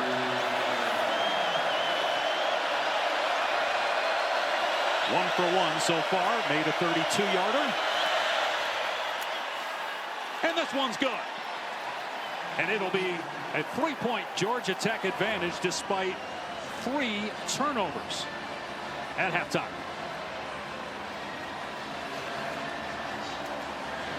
You got to feel great if you're Brent Key. The way this game started, your first 3 possessions of the season all result in turnovers, yet you find a way to weather the storm and take a halftime lead here as you go in. Colorado will get the ball to start the second half. And with Coach Prime, here's Taylor. Thanks, Dave. Coach, we've seen you have conversations with your quarterback, Caden Salter, on the sideline. What are you telling him? Communications, like somebody's talking to him, and he wants to clear. He wants clarity on everything. He's playing good, a solid game. We just got to be more productive offensively. We started off game going right down the darn field, then we had some hiccups. Defensively, I think is a couple bad plays on third down, and that's why they're up right now. Thank you, Coach. Dave? 13-10 the score, Taylor. Georgia Tech in front. And on the other side of the break, it's the halftime report with Zubin Mehenti, Joey Galloway, and E.J. Manuel.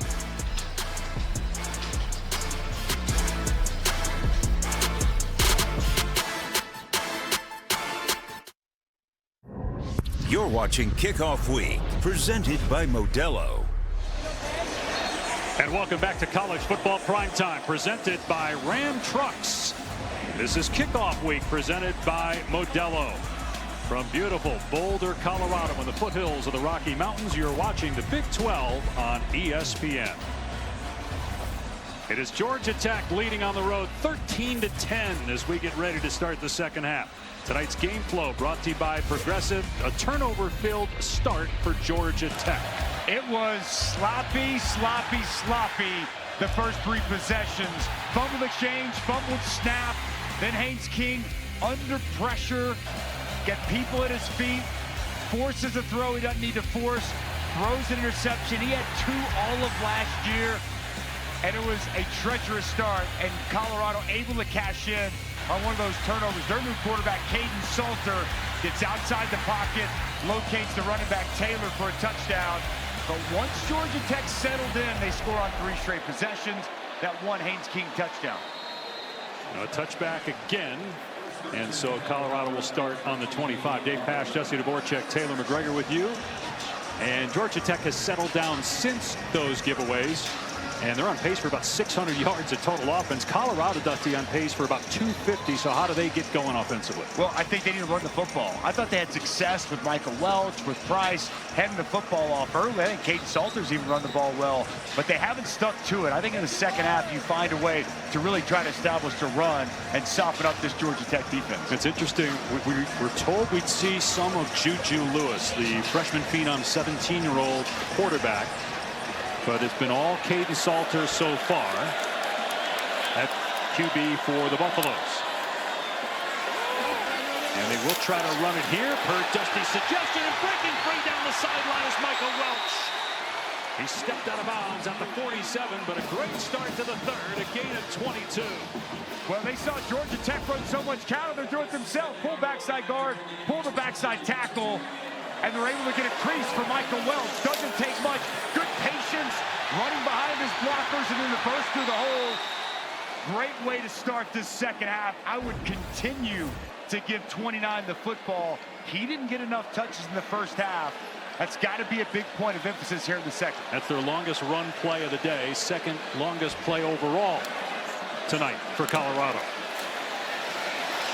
Welch again with room between the tackles and a pickup of 6. Let's check in with Taylor. Jay, Brent Key told me, he told his team at the half, I am proud of you. You were able to put those turnovers behind you and play our brand of football. He even had a smile on his face, much different than what we saw after the first quarter. He said, we will continue our brand of football, which we know they love to run the football. 182 yards in the first half. I would expect that to continue. Also, Malik Rutherford is questionable for the second half. Yeah, he's not played, Taylor, since that first series, and he's their best receiver.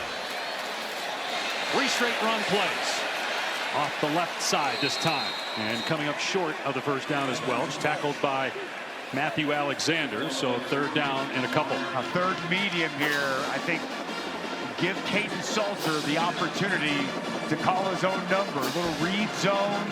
He's able to read the defense, potentially get out to the perimeter. Bring in a bigger running back here and Simeon Price. And keep this on the ground, though.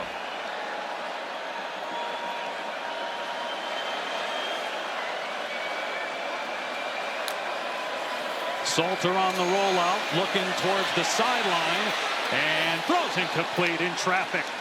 Pressure from Kyle Eifert. First time we've called his name, but he's a very good linebacker for Georgia Tech. We'll see if Colorado keeps the offense on the field for fourth down. They will. And Eifert gives a big shot here at the end of this play. The leader of this defense comes barreling down. And I like this decision to start the second half. I didn't like the decision of that third down call. This offensive line of Colorado, when they get the opportunity, when they've given the opportunity on runs, they're getting movement up front. They've added size. They've added a lot of new pieces. Trust that offensive line.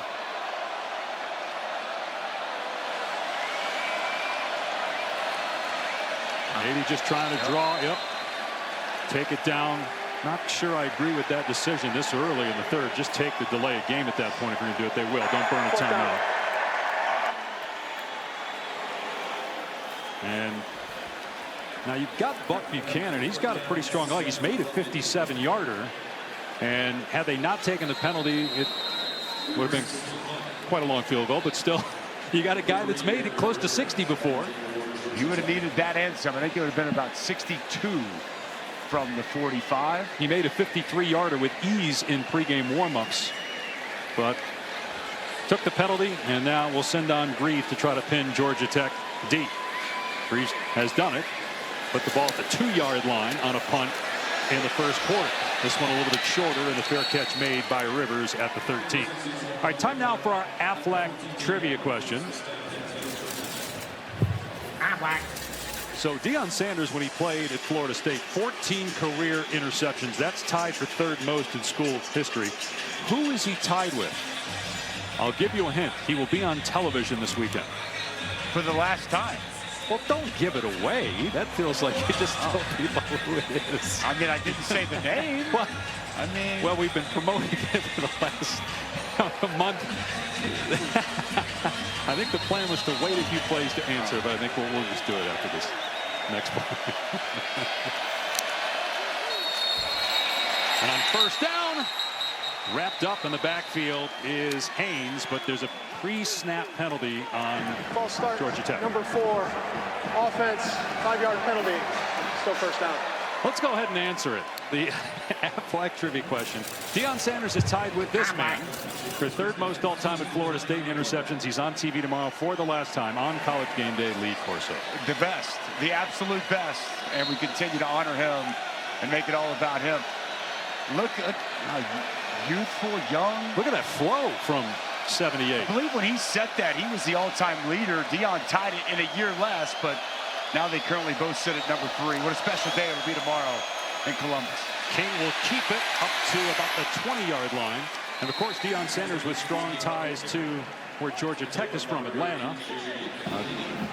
Sanders played for both the Braves and the Falcons at the same time. In fact, back in 1992, he played in a game for the Falcons in Miami, then flew on a plane to one of the games of the playoff series. He didn't play that night. He was actually in the dugout for the Braves in their series against the Pirates. Remarkable. One of the absolute best athletes we've ever seen in team sports in this country. What he was able to do back in the day, absolutely off the charts. On 2nd and 4, Haynes picks a hole, comes up short of the first down by about a yard. Arden Walker on the tackle. Well, he played corner for the Falcons from 89 to 93, was the 5th overall pick in 89, 3 Pro Bowls, 2-time first team All-Pro, and then was a Brave from 91 to 94 as their center fielder. He signed as a free agent in 91. He hit 22 homers over the course of his career. One of the all-time great athletes in American sports history. 3rd down and 1, a high snap again. They turned it over on a play like that in the first quarter. This time King does well to catch it and then get the first down before he's leveled. Boy, it was very similar to the second drive of the game. Goes up high, reaches with the right hand. He's able to bring it in.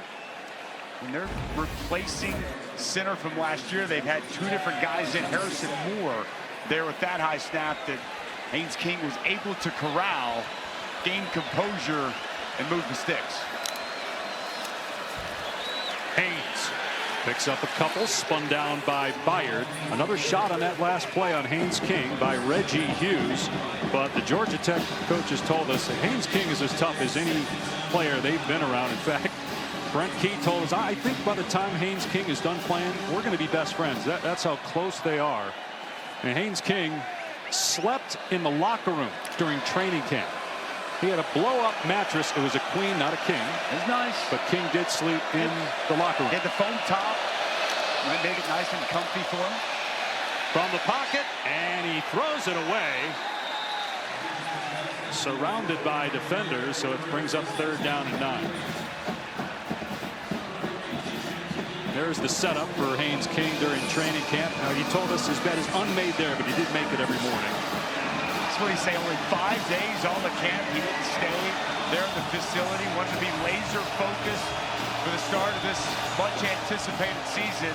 He'll need to be laser focused here on this 3rd down. This Colorado pass rush has been really good throughout the course of this ball game. King's been hit about 10 times, sacked twice. He'll air it out here on 3rd down and long, and firing deep, and it's incomplete. Intended for Taylor. The pass was high. There were defenders in the area, and it's 4th down. Really well played here by Carter Stoutmeyer, the safety. He's going to work over the top, reading the eyes of Haynes King. Gets there in the viewpoint of the intended target, Zion Taylor. That pass a little bit high, but really well defended there on 3rd down. Defensive coordinator Robert Livingston loves what he saw from his defense on that sequence. And now a timeout called by Colorado. The Buffaloes have to burn one early here in the 3rd quarter on 4th down. Maybe didn't have enough men on the field. Back in a moment.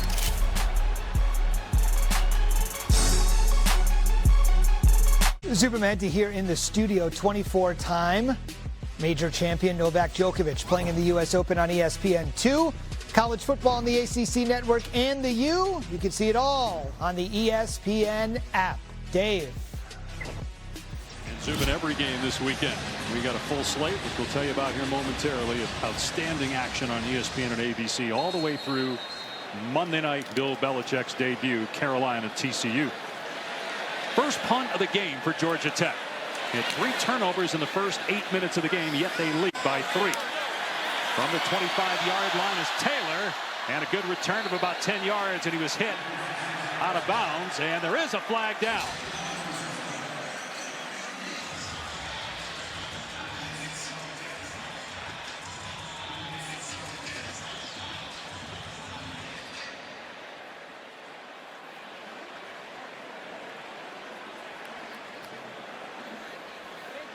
Personal foul, face mask, number 21, kicking team. 15-yard penalty will be added to the end of the kick, at the end of the run. 1st down. Dalen Gordon grabbing the face mask and twisting it, clearly a penalty. So here is the menu for you this weekend, starting on ABC at noon tomorrow, Tennessee, Syracuse, and ending Monday night, TCU, UNC. Great games in between, including Bama, Florida State. 3:30 ABC. What's not to love? I love that Alabama offensive line. They've got some absolute dudes up front.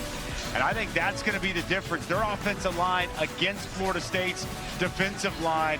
Ty Simpson making his first start. What's that look like? And then Thomas Castellanos, he was talking, a little chirping this offseason. It's going to be a good one. And everybody wondering, will Mike Norvell and Florida State bounce back? And Alabama, year 2, Kalen DeBoer, they got to get to the playoff, right, Dave? You would think there's some pressure there. Externally, certainly. It's starting to rain again here. Did not rain once the game started, but about an hour before kickoff, it was pouring. Salter has Taylor wide open inside the 35, and Taylor down to the 30, dragging defenders all the way down to the 29. Gain of 21, and Colorado with 1 play is in business. Well, they told us about Taylor. He's going to motion out. He's just going to sit right here, and he's going to find space. Good, easy throw from Kaidon Salter, and you see that grass out in front. Excellent burst from Kalen Taylor, the pickup after the catch. They say he is a home run threat. You saw him break some tackles there. They go back now to Welch, bouncing it to the perimeter, breaking a tackle at the 25, and scoots out around the 20. Gain of 8. Missed tackle by Gilmore on Welch. It's good blocking as well. 72, Zylan Chrysler gets out in front. Michael Welch, we've seen him run with power, a little stiff arm to the turf. But he's running strong here tonight. He's averaging almost 9 a carry. Michael Welch looks good here in the opener. Keep feeding that man the football. 62 yards. He had 4 touchdowns last year as a true freshman. 2nd and 2 from the Georgia Tech 20-yard line. Welch again. He gets hammered at the line of scrimmage, but bounces off the hit from E.J. Lightsey and picks up a first down. Good on his feet right there. Not much there initially. Little jump cut back. It's vertical north and south. Center of gravity so low. He's listed at 5'9". I'm going to take the under on that. Very compact, almost like a bowling ball. Yeah, he packs a punch for sure. He does. Just a 3-star prospect out of high school in Georgia. Not really recruited by Tech. Salter on the roll-off, jukes the defender and takes off inside the 15 and gets drilled at the 10-yard line out of bounds. And a flag comes in. Amari Harvey with the late hit at the 10-yard line.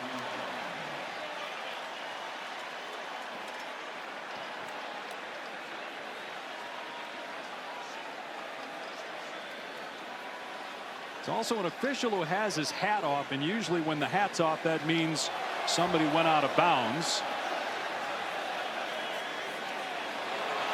After the play is over, personal foul, late hit out of bounds, number 44. Defense, that penalty will be enforced after this is to the goal. First down. What a play by Caden Salter. Manley's going to be right here. He's going to work out, and he's going to be squared up with Caden Salter. And watch the ability to make the man miss. He frees him, little head fake in, loose surface. Manley goes to the ground. And Caden Salter hits the sidelines. You called it on Eford, but it was Harvey that actually was later than Eford on the hit out of bounds. Got to be smarter than that if you're Harvey there near the sidelines. So 1st and goal from the 5, and Welch wrapped up in the backfield. Salter electing it to hand it rather than keep it, and he's dropped by Akilo Stone, who played at Georgia Tech to start his career, transferred to Ole Miss, and now is back with the Yellow Jackets. Nice job getting penetration, getting vertical, and getting the negative play on first down. Loss of 4 on the play. Caden Salter making his Colorado debut after starting 3 years at Liberty, led them to the Fiesta Bowl in an undefeated season 2 years ago. Last year wasn't nearly as good, but the Buffaloes believe he's the guy to replace Shedeur Sanders. They'll run it downhill with Welch. Got back to the original line of scrimmage. Tackled by Eford, 3rd down. They're in big personnel, 2 big tight ends in there. Pat Shurmur going with a very run-heavy look. Going to change personnel now on this 3rd down situation. Checking a couple of wide receivers. And I would be surprised if we don't see either Welch or Taylor back in the game. And Michael Welch checks in there in the backfield. They're just 2 for 7 on 3rd down. 3rd and goal on the Georgia Tech 5. Midway through the 3rd quarter, down 3. Salter to the air, in trouble, and he gets smacked at the 10-yard line. It's Jordan Vandenberg with the sack, and Colorado will have to settle for a field goal try. Been waiting all night to call this young man's name. He is absolute beast inside. Watch him work up and then work inside and get this interior pressure. Hugged up in the A-gap initially. The linebackers, just good job working on that guard by Vandenberg, and a key sack on 3rd down to force the field goal. Alejandro Mata made a 42-yarder in the first half, and this will be a 29-yard try to tie the game.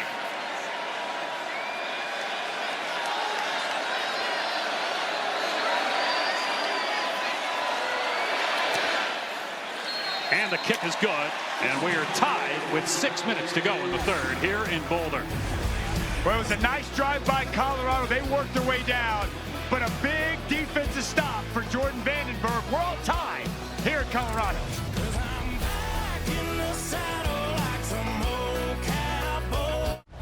3 years ago, the year before Deion Sanders was hired as head coach, Colorado went 1-11. And then in 2023, got off to a great start, 3-0.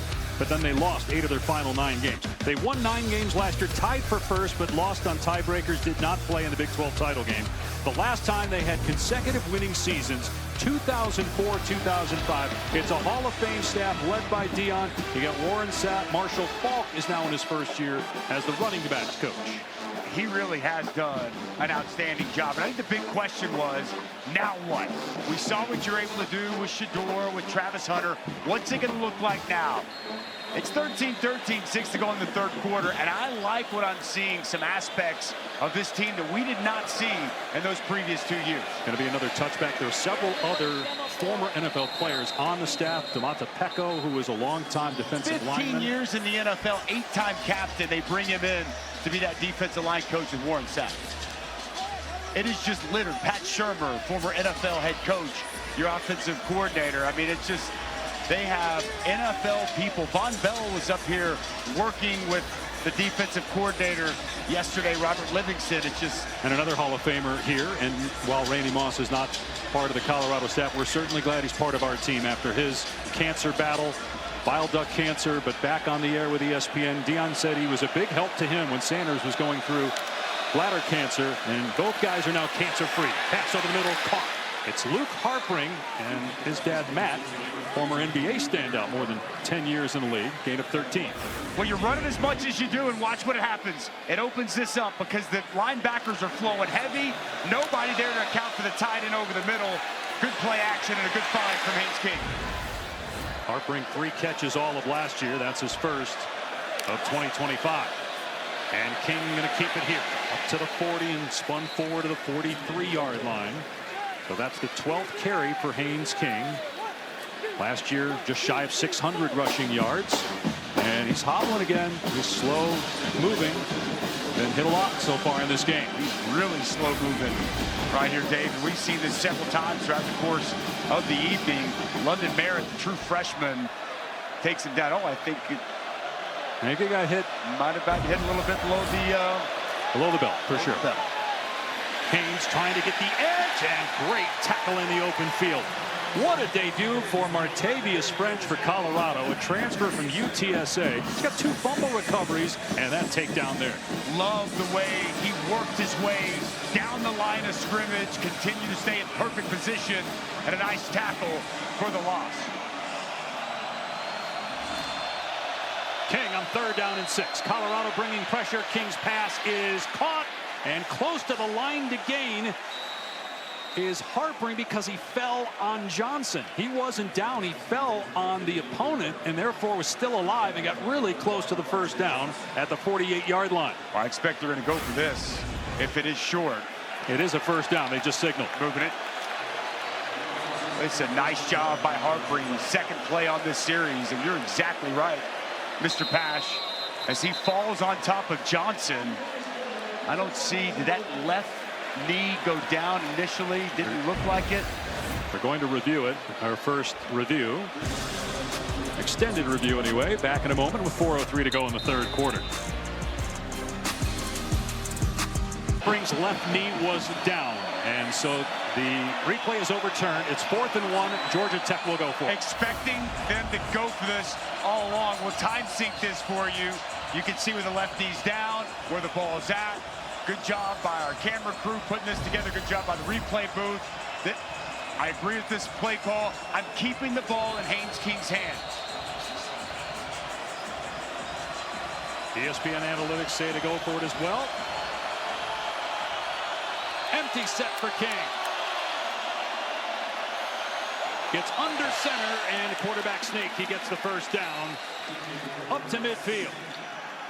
I love that smart motion. Jamal Haynes out. Go up like you're going to change the play call, and then get right behind your All-American right guard, Keelan Rutledge. He's going to get that movement. Haynes King ain't no fool. He's going to get behind one of the best guards in college football and move the sticks. Rutledge, a preseason All-America, second year at Georgia Tech, transferred from Middle Tennessee. Fresh set of downs, just shy of midfield. Haynes trying to get the corner, and he does with great hesitation. Then he turns on the burner and picks up 8 yards. Let's go to Zubin in the studio. Dave, check this out. In an absolute shocker, Brad Larson of FCS Tarleton State to defeat Army In overtime, seconds ago, Wake Forest just got past Kennesaw State. What a Friday night. And wow, after Army had that incredible year last season. The American Conference champion, their first year in the league, and now they lose to Tarleton State. Had a big upset last night with Boise, ranked 25th, and blown out by South Florida. Big hit in the backfield. Haynes runs right into the waiting arms of Amari McNeil. This is great penetration. Watch him come from the side. Just going to get vertical, going to get inside, swim move. They're going to pull that guard. He's going to swim over the back block. Good anticipation there by Amari McNeil, getting the negative play. Loss of 2. It is 3rd down and 4 at the Colorado 45. Tight end in the backfield. King will keep it running behind that tight end. And it's a first down for Tech, down to the 38-yard line. That was J.T. Byrne paving the way for a 7-yard run. Again, they just do so much stuff. They're going to pull guard, and then they're going to get a tight end fullback lead up on it. Another way to run quarterback counter, and it's blocked to perfection. The hesitation, and then north and south running from Haynes King. 83 rushing yards for King on 14 carries and a touchdown. King will hand it off this time to Hosley, and Hosley gets inside the 30. I'm actually going to say, yep, down to the 29, so pickup of 9 there for Malachi Hosley. I really enjoyed talking with the offensive coordinator, Georgia Tech, Buster Faulkner, and just talking with him about this offense and how it's involved. He has background is in the air raid. This looks nothing like the air raid. And he's built this offense, and they've continued to evolve it and to build it. So many different variations, so many different looks, so tough for defenses to defend. Hosley, first down run. And he keeps going, carrying Colorado defenders inside the 20. Gain of 11 as they are leaning on that defensive line here the last couple plays. That's what you start to think about. Colorado's done a nice job rotating bodies throughout. But you think about the body blows all throughout the course of this game. The amount of runs that this defense has had to defend definitely feels like it's starting to take its toll here on this drive. 40 run plays, Dusty, out of 58 total plays for 240 yards for Georgia Tech.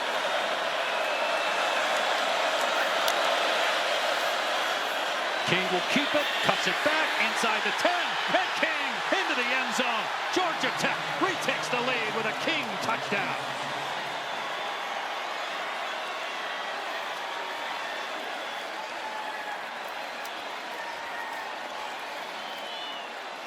Second rushing touchdown tonight for King.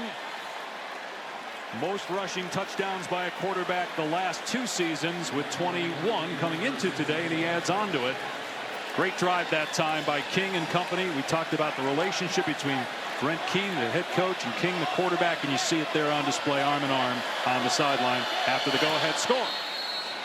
And the point after to make it a 7-point game. And this is what I'm talking about, how hard it is to defend this offense. We've been talking about the counter. You're going to get counter flow here, okay? They're going to fake this run here, okay? And then they're going to come back, and you're going to see the block by the tight end and the hole open up for Haynes King. So it's counter action one way. You get the flow of the defense, but you come back with the quarterback keep of Haynes King. He follows his tight end, and he finds the end zone for the second time tonight. And he's over 100 rushing yards. You think about, Dusty, what this guy has gone through. People thought at A&M he was going to be the next great quarterback there. It didn't work out his second year and his second start, 2021. Here in Denver, he broke his leg, was out for the rest of the season, ends up transferring to Georgia Tech, and took a while. He struggled his first year through 16 picks, cut it down to 2 last year. He's had some turnovers today, but a veteran's been in these situations before, able to overcome those mistakes. Boy, cool, calm, collected. He had a turnover issue back in 23. He corrected it last season. We've talked a lot about the turnovers early, but clearly been able to overcome them and take this lead here in the 3rd. This will be another touchback. Now let's take a look at today's game track, brought to you by American Express. So Colorado had the early lead because of 3 Georgia Tech turnovers in the first 8 minutes of the game. Haynes King Hasn't had a great day throwing the ball, has an interception, but the 2 rushing touchdowns. Kaidon Salter replacing Shedeur Sanders in his first start with the Buffaloes, just 69 passing yards. The touchdown came in the short field situation after that initial Colorado or Georgia Tech turnover to start the game. Now what does Colorado do to come back? They had a lot of success running the football here on these opening 2 drives of this third quarter. Pass formation on first. And Salter gets rid of it in time and fires complete to Draylon Miller. And he's all the way to the 41. Good start to the drive. Gain of 16 on the final play of the third quarter. So the Colorado Buffaloes trying to prove last year wasn't a fluke with a home win against Georgia Tech, but they trail by 7 to the Jackets. Go on to the 4th in Boulder. Welcome back to College Football Primetime, presented by Ram Trucks with Georgia Tech up 7. Deion Sanders moments ago with Taylor. Coach, Georgia Tech able to regain the lead with a rushing touchdown. How do you slow down their rushing attack? We've got to go get them. They're running the heck out of the ball. The quarterback is making some great decisions. We got to be physical and go get them, but also we got to score. We got to score. We got to score and stop making mistakes to neutralize ourselves. What do you tell Salter in order to score? Be you. Be that dude. Everybody want to be him. It's time to be him. Thank you. Dave? And Taylor, Salter did make a good play on the last play of the third quarter, a 16-yard strike to Draylon Miller. They start the 4th with a run, and it goes for 2 yards. It's time to be him, he says. Mr. Pash, do you know that terminology? I do, yes. I am hip to that. Not much else. You're not supposed to say you're hip. That kind of is a dead giveaway you're not, you know. We'll see. Big 4th quarter coming for Kaidon Salter, making his first start in a Colorado Buffalo uniform. Again, we haven't seen the 17-year-old Juju Lewis. We thought we would early on. Salter throws a swing pass. Great block out front. And it's a first down for Hykeem Williams into Georgia Tech territory. Well, Sincere Brown makes this play happen. Watch him come up and get an excellent block to help spring Hykeem Williams. Really good job outside. Keep those hands inside in the framework. Doesn't get outside. And Hykeem Williams with some burst after the catch for a nice pickup.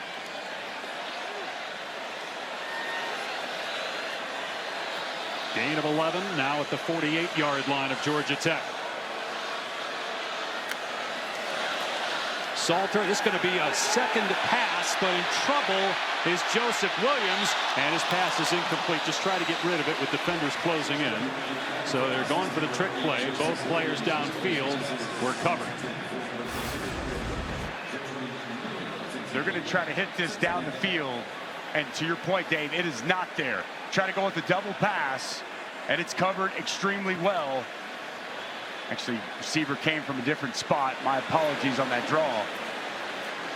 Find it interesting. But it's well defended. I was surprised that we saw a double pass in that after you just had success trying to hit a big play down the field. It's also the first touch of the day for Joseph Williams, who we thought was going to be featured a lot today, and they put it in his hands in that situation. Here's Quentin Gibson out in space. And down at the 40, gain of 8, brings up third down and a couple. Third and short. I like Michael Welch in the backfield. He's run with great power, been tough to tackle. This is 4-down territory. If you're sitting here looking at this and you're Pat Shermer, I'm sure he's already checked with Coach Sanders. Get 2 downs to work with to get these 3 yards. From the 41-yard line of Georgia Tech, 3rd down and 3.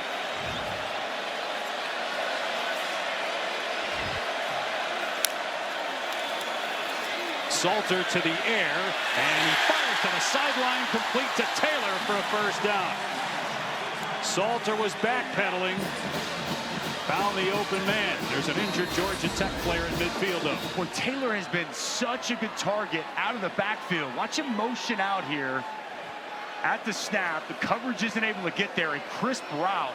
Puts his foot in the ground, and good timing. There is Kaidon Salter retreating from the pressure, but gets enough on the pass to find his target. And Jordan Vandenberg, who was in the face of Salter, he was shaken up on the play. Now, he went down to the ground before the ball was spotted. Had he been injured or presented himself as injured, after the ball had been spotted, it would have cost Georgia Tech a timeout. That's a new rule this year in college football, instituted to keep players from faking injuries. So it'll be first down at the 32 of Georgia Tech. Best drive in a while for Colorado, but can they finish it? Best drive we've seen with Kaidon Salter and the passing game coming to life. They've had a nice drive here in the second half that resulted in that last field goal, but that was much more on the ground. This one, we're seeing Kaidon Salter make some throws to move this team down the field.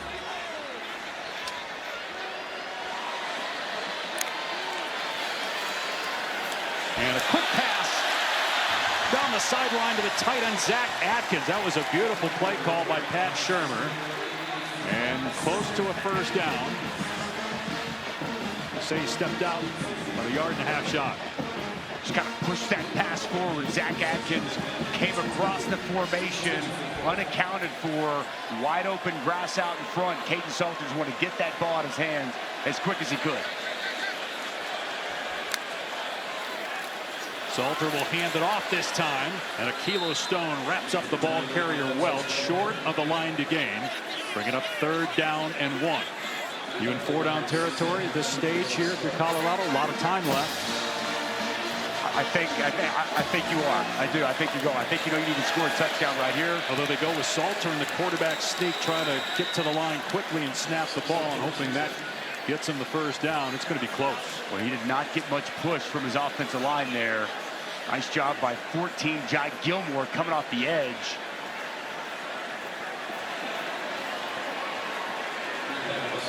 He's short, 4th down. They're keeping the offense out there. I think you got to look to go for it here. We talked about rebuilding this offensive line, the physicality it has. Do you run the same thing? Do you just put the quarterback under center and let Salter do the work? Yes. And you give it to your big back Welch? No, I go right back to it. They will, and Salter got hit right at the line of scrimmage. He powers forward with a second effort, and it's going to be really close. I think he got it. I think he got it. Second effort. Yeah, Jai Gilmore was in there with the initial hit, but Salter bounced off of it somehow. Jai Gilmore is going to come off this edge here. But you're going to see Kaidon Salter keep those legs turning, and he backs up, and he gets enough with the second effort. So a fresh set of downs on the Georgia Tech 22. Colorado down 7, nearing 10 minutes to go.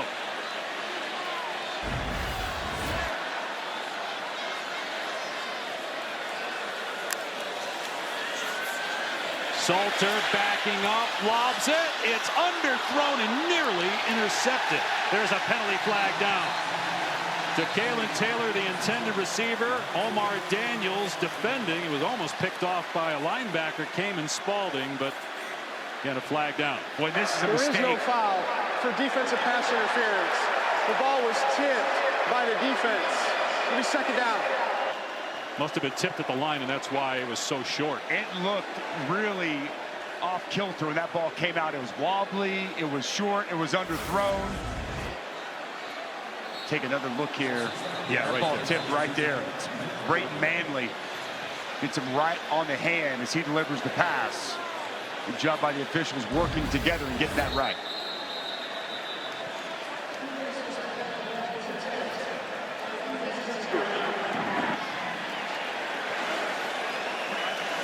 They're going to look at it. Did Manley hit his arm, or did he hit the ball? That's apparently what they're going to look at here to see if indeed it was tipped. If not, it'll look pass interference.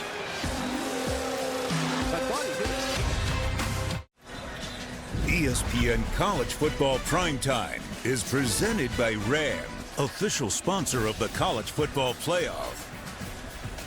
So ruling on the field is upheld. Let's bring in our rules expert, Matt Austin, to explain this. Matt? Yeah, I think it's a good way to uphold the call, because first it's really close. Did he get the ball while it was still in his hand? Did he get his hand? I think it's really too close to tell, so I don't think they could have had anything to really overturn it with. But that's an extremely close play. And again, they've changed the language now. They don't say anything other than it's upheld. It's not about being confirmed or standing. And On the edge, the tight end Atkins is open, and he's close to a first down. Right at the line, he's pushed out at the 12. See where they spot it, whether it's 3rd and 1 or 1st and 10. Well, no flat player there for this Georgia Tech defense. Zach Atkins left all alone, and a good find from Caden Salter. Salter, this is arguably his best series right now. Again, a lot of experience. That's what Coach Prime told us yesterday separated him from the youngster Juju Lewis and why he went with Salter as a starting quarterback. 3-year starter at Liberty.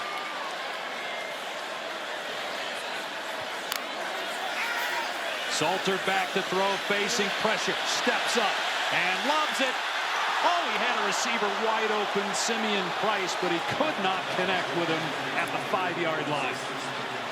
Georgia Tech rolled the dice. They brought a corner blitz, and it was picked up beautifully. Protection is there.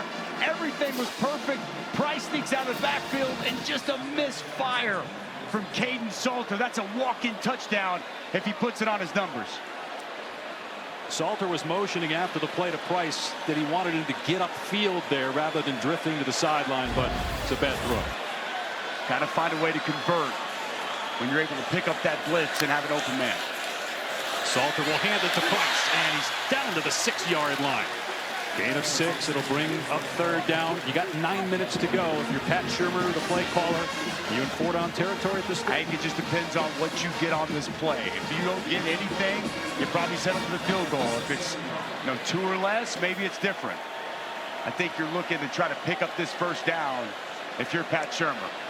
Again, they can get a first down before getting into the end zone. It's 3rd down and 5. Shurmur spent 24 years in the NFL, head coach for the Browns and Giants, in his 2nd season here in Boulder as the play caller. Salter to the air, with time, spinning the ball in his hand, now stepping up, gets away from pressure, and scores!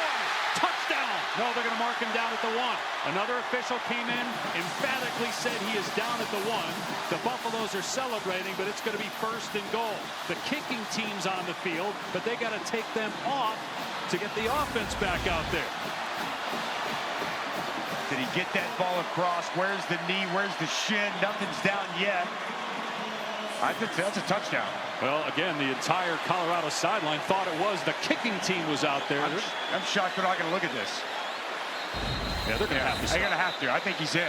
The shin Previous is up. play of the runner short of the goal line is under further review. Shins up, knees up, ball across the goal line. That looks like a touchdown for Caden Salter in Colorado. Well, one official was very emphatic saying he was down, but looking at that video replay does not appear to be. It does appear that there's clear and obvious video evidence to say that the call on the field's wrong and that that's a touchdown. Where is that ankle shin? I'm going to watch the right ankle and shin as he comes. It's up, it's up. That ball looks over. I mean, once it hits, that ball looks like it's over the goal line to me, Dave. Just got to get the nose of the ball over the front of the plane before you're down. And that left ankle's up. Right there. It's still up there. The right hip. Hard to tell if it's down or not there, but at that point the ball's across. Yeah. And again, Colorado's celebrating. The kicking team's on the field for the extra point, and there's one lone official there pointing to the ground saying he's down. What a job by Caden Salter. 3rd down, 5, it's zone coverage, there's space there. He identifies it, pass rush lanes open up. You see that burst and acceleration he has, and it's a race to the goal line, and a race that I sure feel confident Caden Salter won. Regardless, it's a first down. Even if he doesn't score, it's 1st and goal inside the 1, but I think it's a touchdown. The runner breaks the goal line, touchdown. A touchdown pass and now a touchdown run for Caden Salter. Colorado's first touchdown since 3 minutes into the game. Coach Sanders said to Taylor, go be him. And that's exactly what he was on that drive, making plays with his arm, making plays with his legs, and giving Alejandro Mata the chance to tie this game up at 20 apiece. 7-minute drive by Colorado, capped by the Salter scamper with 8:04 to go. And Mata has it blocked, but it got over the crossbar, and it's good. That got deflected, but still had enough to go in. Wow. That ball snuck in over the upright to tie this game up. Here's the touchdown. Go ahead and freeze it right here, guys. Big lane opens up. They're in zone coverage. Everybody's there. It's a foot race to the end zone. One that Kaidon Salter's going to win. He sees green grass. He's going to take it to the house. It's the fourth quarter. We're tied up here in Boulder. We are tied at 20, barely. The last extra point by Alejandro Mata was blocked by Amari Harvey, but still had enough to get over the crossbar to tie it up. Harvey off the edge, gets that hand on it. But you see that ball just sneaks in over the upright. Rarely do you see a blocked extra point find its way through the uprights, but it does, and we're all tied. Be another touchback, and let's check in with the studio. Here's Zubin. Dave, Dusty, there have been some big plays in this Auburn-Baylor game, but none bigger than this. Rashawn Pleasant is going to take this 98 yards back to the house. This is the third kick return for a touchdown in his career. Hugh Freeze looks like he might get off to a great start in what's setting up to be a critical year on the Plains. And this, Zubin, setting up to be a great finish here in Boulder. Haynes King on a little roll-up, dumps it off to Haynes, a ton of room. Haynes past midfield and out of bounds at about the 47-yard line. Somehow he got lost. Well, here he is right here. It's going to be a fake, and it's in man coverage on the outside. There is nobody there to account for Jamal Haynes out of the backfield, and we know about his speed. Grass out in front, and what a great play to start this opening drive. That's a 27-yard gain. You're so worried defensively about the run, it opens up plays like that in the throw game. Here's Haynes again. This time running it, he's bottled up. And Quinn Barnes on the stop, gain of 1. Jamal Haynes, 2,000 rushing yards the last 2 years, was a former wide receiver. And clearly has home run speed. You saw it on that run on first down. I love the story Buster Faulkner said. He told us Jamal Haynes is from where he's from, and he was a youth football legend as running back. And they said, hey, you want to move back over? He has, and it's paid dividends for both Jamal Haynes and this Georgia Tech offense.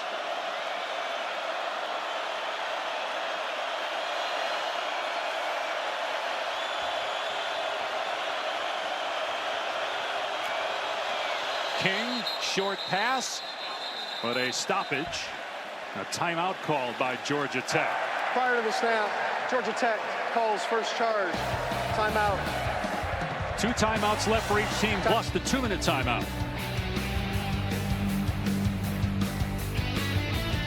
Games over the course of the season. What a great start to opening weekend of the 2025 season. Those are the games next up, starting in Atlanta with Tennessee-Syracuse on ABC. 2nd and 9 for Georgia Tech in Colorado territory. Haynes King back to throw over the middle. It is caught, and an ankle tackle broken, and finally Isaiah Canyon goes down after a short gain. 3 turnovers early on by Georgia Tech, but Colorado scored just 7 points off of those turnovers. Haynes King gave Georgia Tech a 7-point lead, but Kaidon Salter just scored on the last possession to tie it up. And a crucial 3rd down here with Georgia Tech on the move. We haven't said the name Eric Rivers in a while. The FIU transfer they brought in to be their go-to guy. Can they find him here in a big spot? And Malik Rutherford, their leading receiver, he has not played since the first quarter. A ton of movement that time. Flags fly. Haynes King came away from the center that time. Center moved it. Center moved the ball abruptly.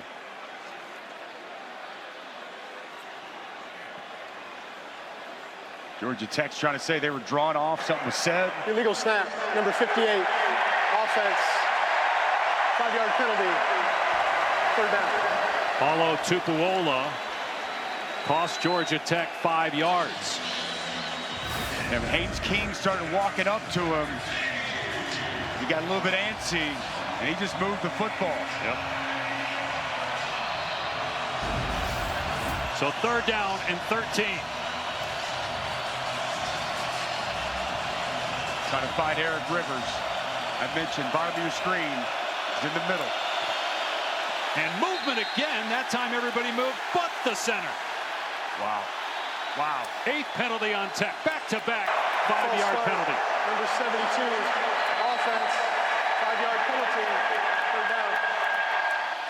And man, it's loud in here. That's having an impact. You got to give this crowd so much credit, because right now they can't hear anything.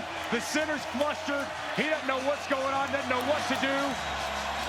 Give yourself a hand, crowd here at Folsom Stadium, causing some crucial and costly false start penalties here late.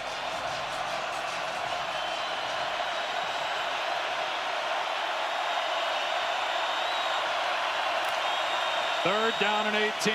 King facing a 4-man rush. Airs it out and incomplete.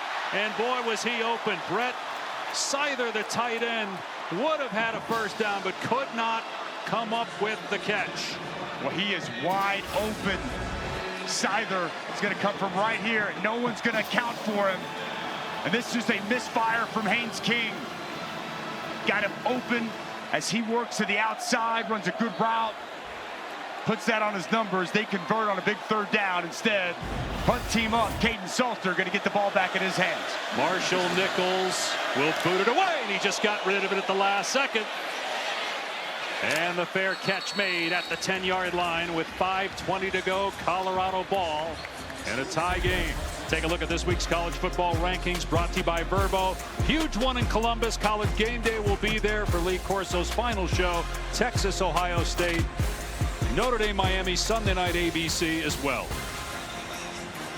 At Texas, Ohio State, the debut of Arch Manning, first road start. He started 2 games last season, but now he's the guy.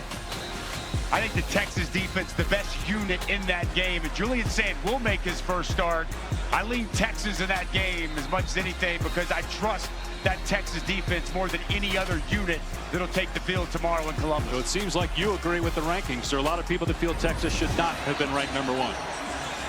Well, that's a different story. I'd have Clemson #1 in my rankings, but as far as that game goes, okay, I think Texas is going to win a close knockdown dragout. Well, Caden Salter coming off his best drive of the night. Takes over on his 11-yard line. And he'll throw on first down. Dump off to Welch. And he's past the 15. And up to the 19. Let's check in with Taylor. Dave, Georgia Tech defensive lineman taking an oxygen from a tank on the sideline moments ago. We are over a mile above sea level here in Boulder. When you're at altitude, every visiting team feels it. So with a tie game in the fourth quarter, something to pay attention to. That's a great report, Taylor. We knew. Look, they came in a day early, Georgia Tech did. When they got to the hotel, they walked up all the flights of stairs, couldn't take the elevator. Hydration, oxygen on the sideline, huge keys to keep the guys fresh here tonight. But I've played in altitude. It's different up here a mile high. Salter fires complete. Joseph Williams. Good stop in the open field by Powell Lee, but it's a first down. Back-to-back pass plays. It feels like Pat Shurmur's confidence in Salter is growing with what they're letting him do. They're in a rhythm. They're in a rhythm, giving him some good, easy throws. We've seen some perimeter throws, and with Caden Salter right now, the confidence, as you just referenced, Dave, it's oozing out of him with every throw. Nearing 4 minutes to go here in a tie game. 2 timeouts left for Colorado, plus the 2-minute official timeout. Play action, Salter in trouble, escapes, on the move, rolling left, flips it downfield behind the receiver, incomplete.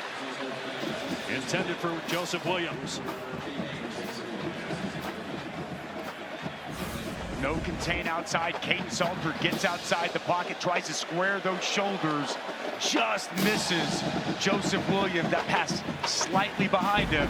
They like the Tulsa transfer Williams a lot. Been great going back to spring into fall camp, making contested catches. Couldn't contort the body and bring that in. Well, he didn't touch the ball until the fourth quarter. His first touch was on a double pass where he was throwing the ball. Salter will keep it. And Georgia Tech read that well. Out of bounds at the 33-yard line. A gain of about 4. 3rd down and long. And as we saw on that last 3rd down touchdown from Colorado, you got to be mindful if you're Georgia Tech. Pass rush lanes, you got to cover. But pass rush lanes, because as we've seen, Kaidon Salter can call his own number, and he can pick up the yards needed. Well, they love Kalen Taylor catching the ball in the backfield. He checks in. He has been a go-to guy as a target for Salter out of the backfield. See if they try to create a matchup for him.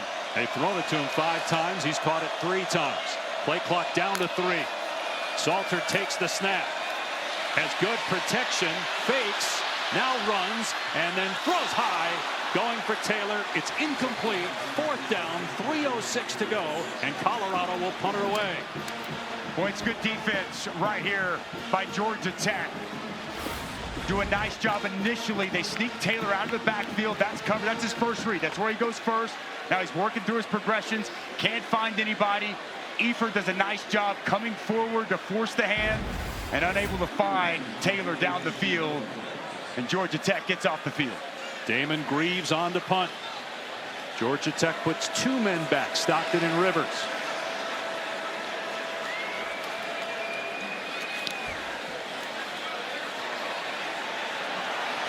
Fielded at the 19-yard line. And Rivers with room past the 35, wrapped up and stopped at the 39 with 2:52 to go. Take a look at our dynamic play of the game, presented by T. Rowe Price. Well, it was turnovers early. A missed exchange from Haynes King and Jamal Haynes, and a high snap over the head. 3rd possession, penetration, pressure on Haynes King at his legs. Forces a pass he didn't need to, and it's DJ McKinney with the big interception. But then as things came along, they found their way. They started to run the football with a lot of effectiveness. Haynes King with his 2nd half touchdown run, only to be matched the next drive by Kaidon Salter as he sees some green grass and he finds the end zone. And back-to-back punts after that, and we're here with under 3 to play, and Tech has the ball. Haynes King will keep it, running to the left, turns it upfield and out of bounds at the 44-yard line. That's 5 yards, which will put King over 100 yards rushing on the day. Hobbling a little bit. We've seen that throughout tonight. And they anticipated this. Buster Faulkner said tomorrow night, we talked to him yesterday, might be a 20-carry game for Haynes King. That is 16th carry in this ball game, as now the All-American offensive guard, Keelan Rutledge, down on the field.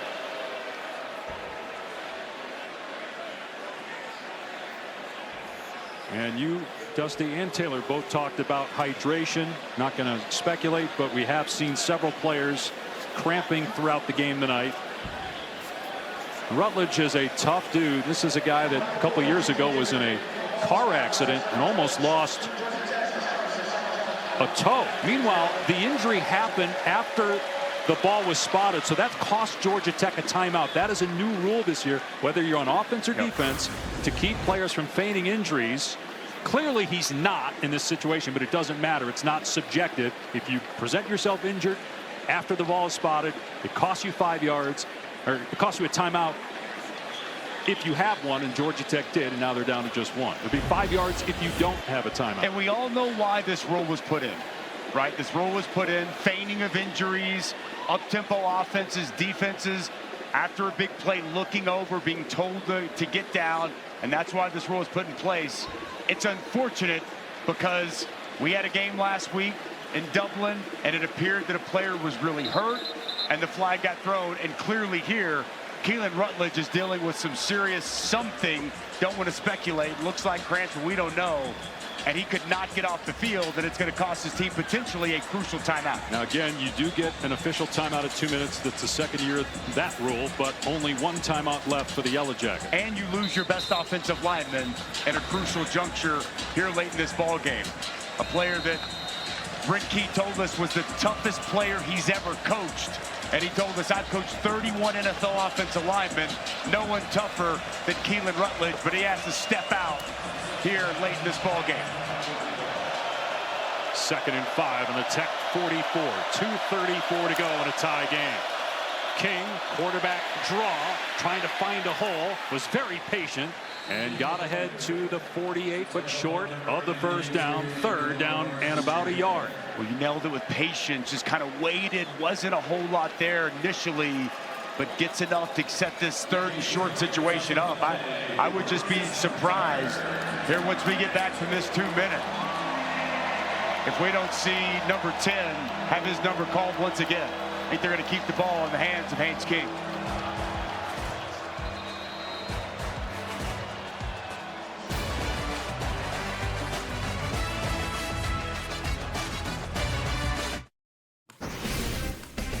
Good evening. Scott Van Pelt getting set for Sports Center. Busy show coming when this one's done. We're going to hear from Micah Parsons for the first time as a Packer. We'll have live post-game reaction from this one in Boulder. Plus, Dabo Swinney from Clemson, Notre Dame running back Jeremiah Love in advance of their gigantic games and what is part of a huge opening college football weekend. But we got a really good one in Boulder. Got a spot change, I guess, Dave and Dusty. What's Tech looking at here? Scott, looks like they moved it back about a yard, so it's 3rd down and 2. King fakes the pitch, keeps it himself, and dives for a first down into Colorado territory. Well, like we've talked about a lot tonight, now they're going to pull backside guard and the tight end. Going to fake the toss outside, but really it's just quarterback counter once again. Good blocking and good downhill running from Haynes King. And I think they have to put time back on the clock because the clock inside 2 minutes on first downs is supposed to stop to reset the chains. It was running. It's it. Yeah, and they put 8 seconds back on. There you go to 1:54. 1 timeout left for Georgia Tech. 2 for Colorado. Tie game. Tech in Colorado territory. It'll be Jamal Haynes. And Haynes trying to bounce it to the outside down to the 45 for 4 yards. Got to work quickly now. Only 1 timeout left for Georgia Tech, and burn 1 with Rutledge going down, and it does not seem like they're in that big of a hurry. Their kicker Aiden Burr won the week 0 game against Florida State last year in Ireland on a walk-off field goal. Will he be in a similar situation? Tech has some work to do. King keeping it. First down and more. King breaks free. Past the 20. He'll take it all the way. Touchdown, Georgia Tech.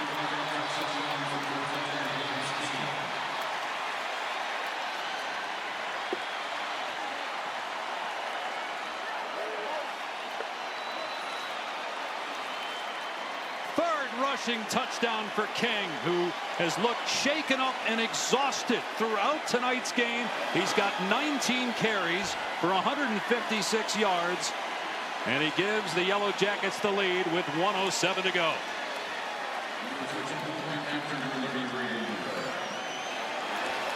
A 45-yard touchdown run. Burr on for the extra point. And it's a 7-point lead on the road for Georgia Tech. Well, it's what we've talked about from the onset of this game. Watch the blocking up front. And again, it's the same play they ran on 3rd and short. Going to fake the toss, and it's going to be a counter. Down block, down block. They're going to pull backside guard. They're going to pull the tight end. And it's going to work once again to perfection. They get up on those second-level players. Haynes King lowers the shoulder, sees open grass, and he's off to Pater. What a performance from Haynes King in this rushing attack of Georgia Tech. They've continued to pound the rock, pound the rock, pound the rock. His 19th carry of the game, now 156 yards and 3 touchdowns. We knew he was tough, Dave Pasch, but he's showing a whole nother level of toughness tonight. He's been banged up and kind of limping, hobbling along since quarter number 1, and here he is at his best when his team needs it the most late in this ballgame. Enough time for Colorado with 2 timeouts, 1:07 to go, but they're going to have to go the length of the field.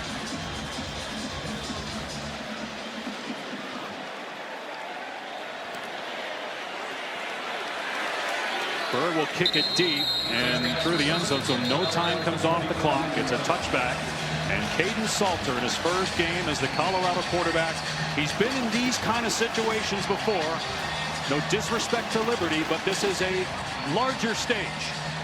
with great expectations coming off a 9-win season, replacing one of the most prolific quarterbacks in school history in Shedeur Sanders, who set over 100 records here with the Buffaloes. Can he lead his team down the field to either tie or win it in the final second? The last time Haynes King led his offense down and ran one in, Caden Salter matched that with his own rushing touchdown. We'll see if he can do it here again. Minute 7 with 2 timeouts in his pocket.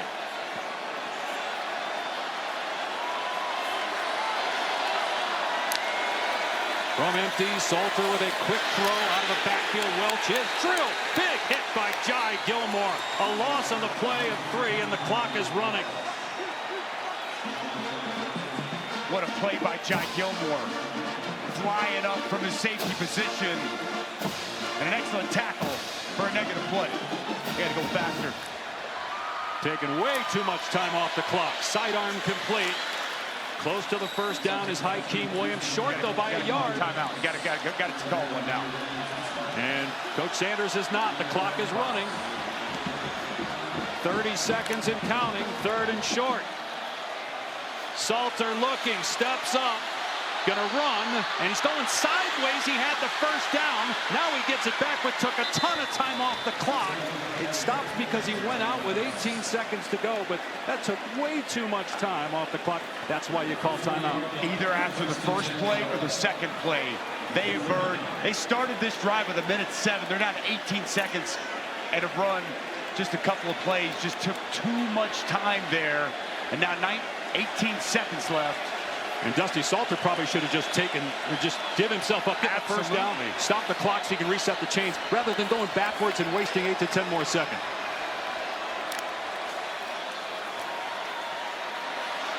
Salter got to get rid of it. Clock running. Salter airing it out deep. There's a receiver down there. Almost caught up to it. Draylon Miller, but it's incomplete with 8 seconds to go. It feels like a little bit of panic mode there. 18 seconds, trying to push the ball all the way down the field to find Draylon Miller. You got 2 timeouts in your pocket. They haven't even used them. Don't want to finish a game like this in a clock situation with timeouts in your pocket. And now Georgia Tech sends 5 men deep to the other end of the field. 8 seconds to go. Short throw, got to get out of bounds. Hodge does, but now it's just the Hail Mary. 3 seconds left. Remember, they won a game in a Hail Mary with Shedeur Sanders. I believe it was Baylor last year. That's what sent it to overtime. They won the game in overtime, but they hit a Hail Mary in regulation. Can we potentially see it again here tonight? They're going to have one crack at this, Dave. And again, Georgia Tech putting men deep, 3 men down on the goal line. Salter, no time left, has to get rid of it. Moving around in the pocket, now fires deep into the end zone. And it is incomplete, and the game is over. Georgia Tech comes to Boulder, and despite 3 turnovers in 8 minutes, overcomes that and wins 27-20.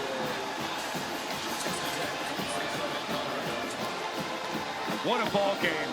What a fight. Haynes King with a career-high 156 yards rushing. And the game-winning touchdown as we take one last look. Ball up high in the air. Daquan White goes up, trying to just knock it down. Miller can't bring it in.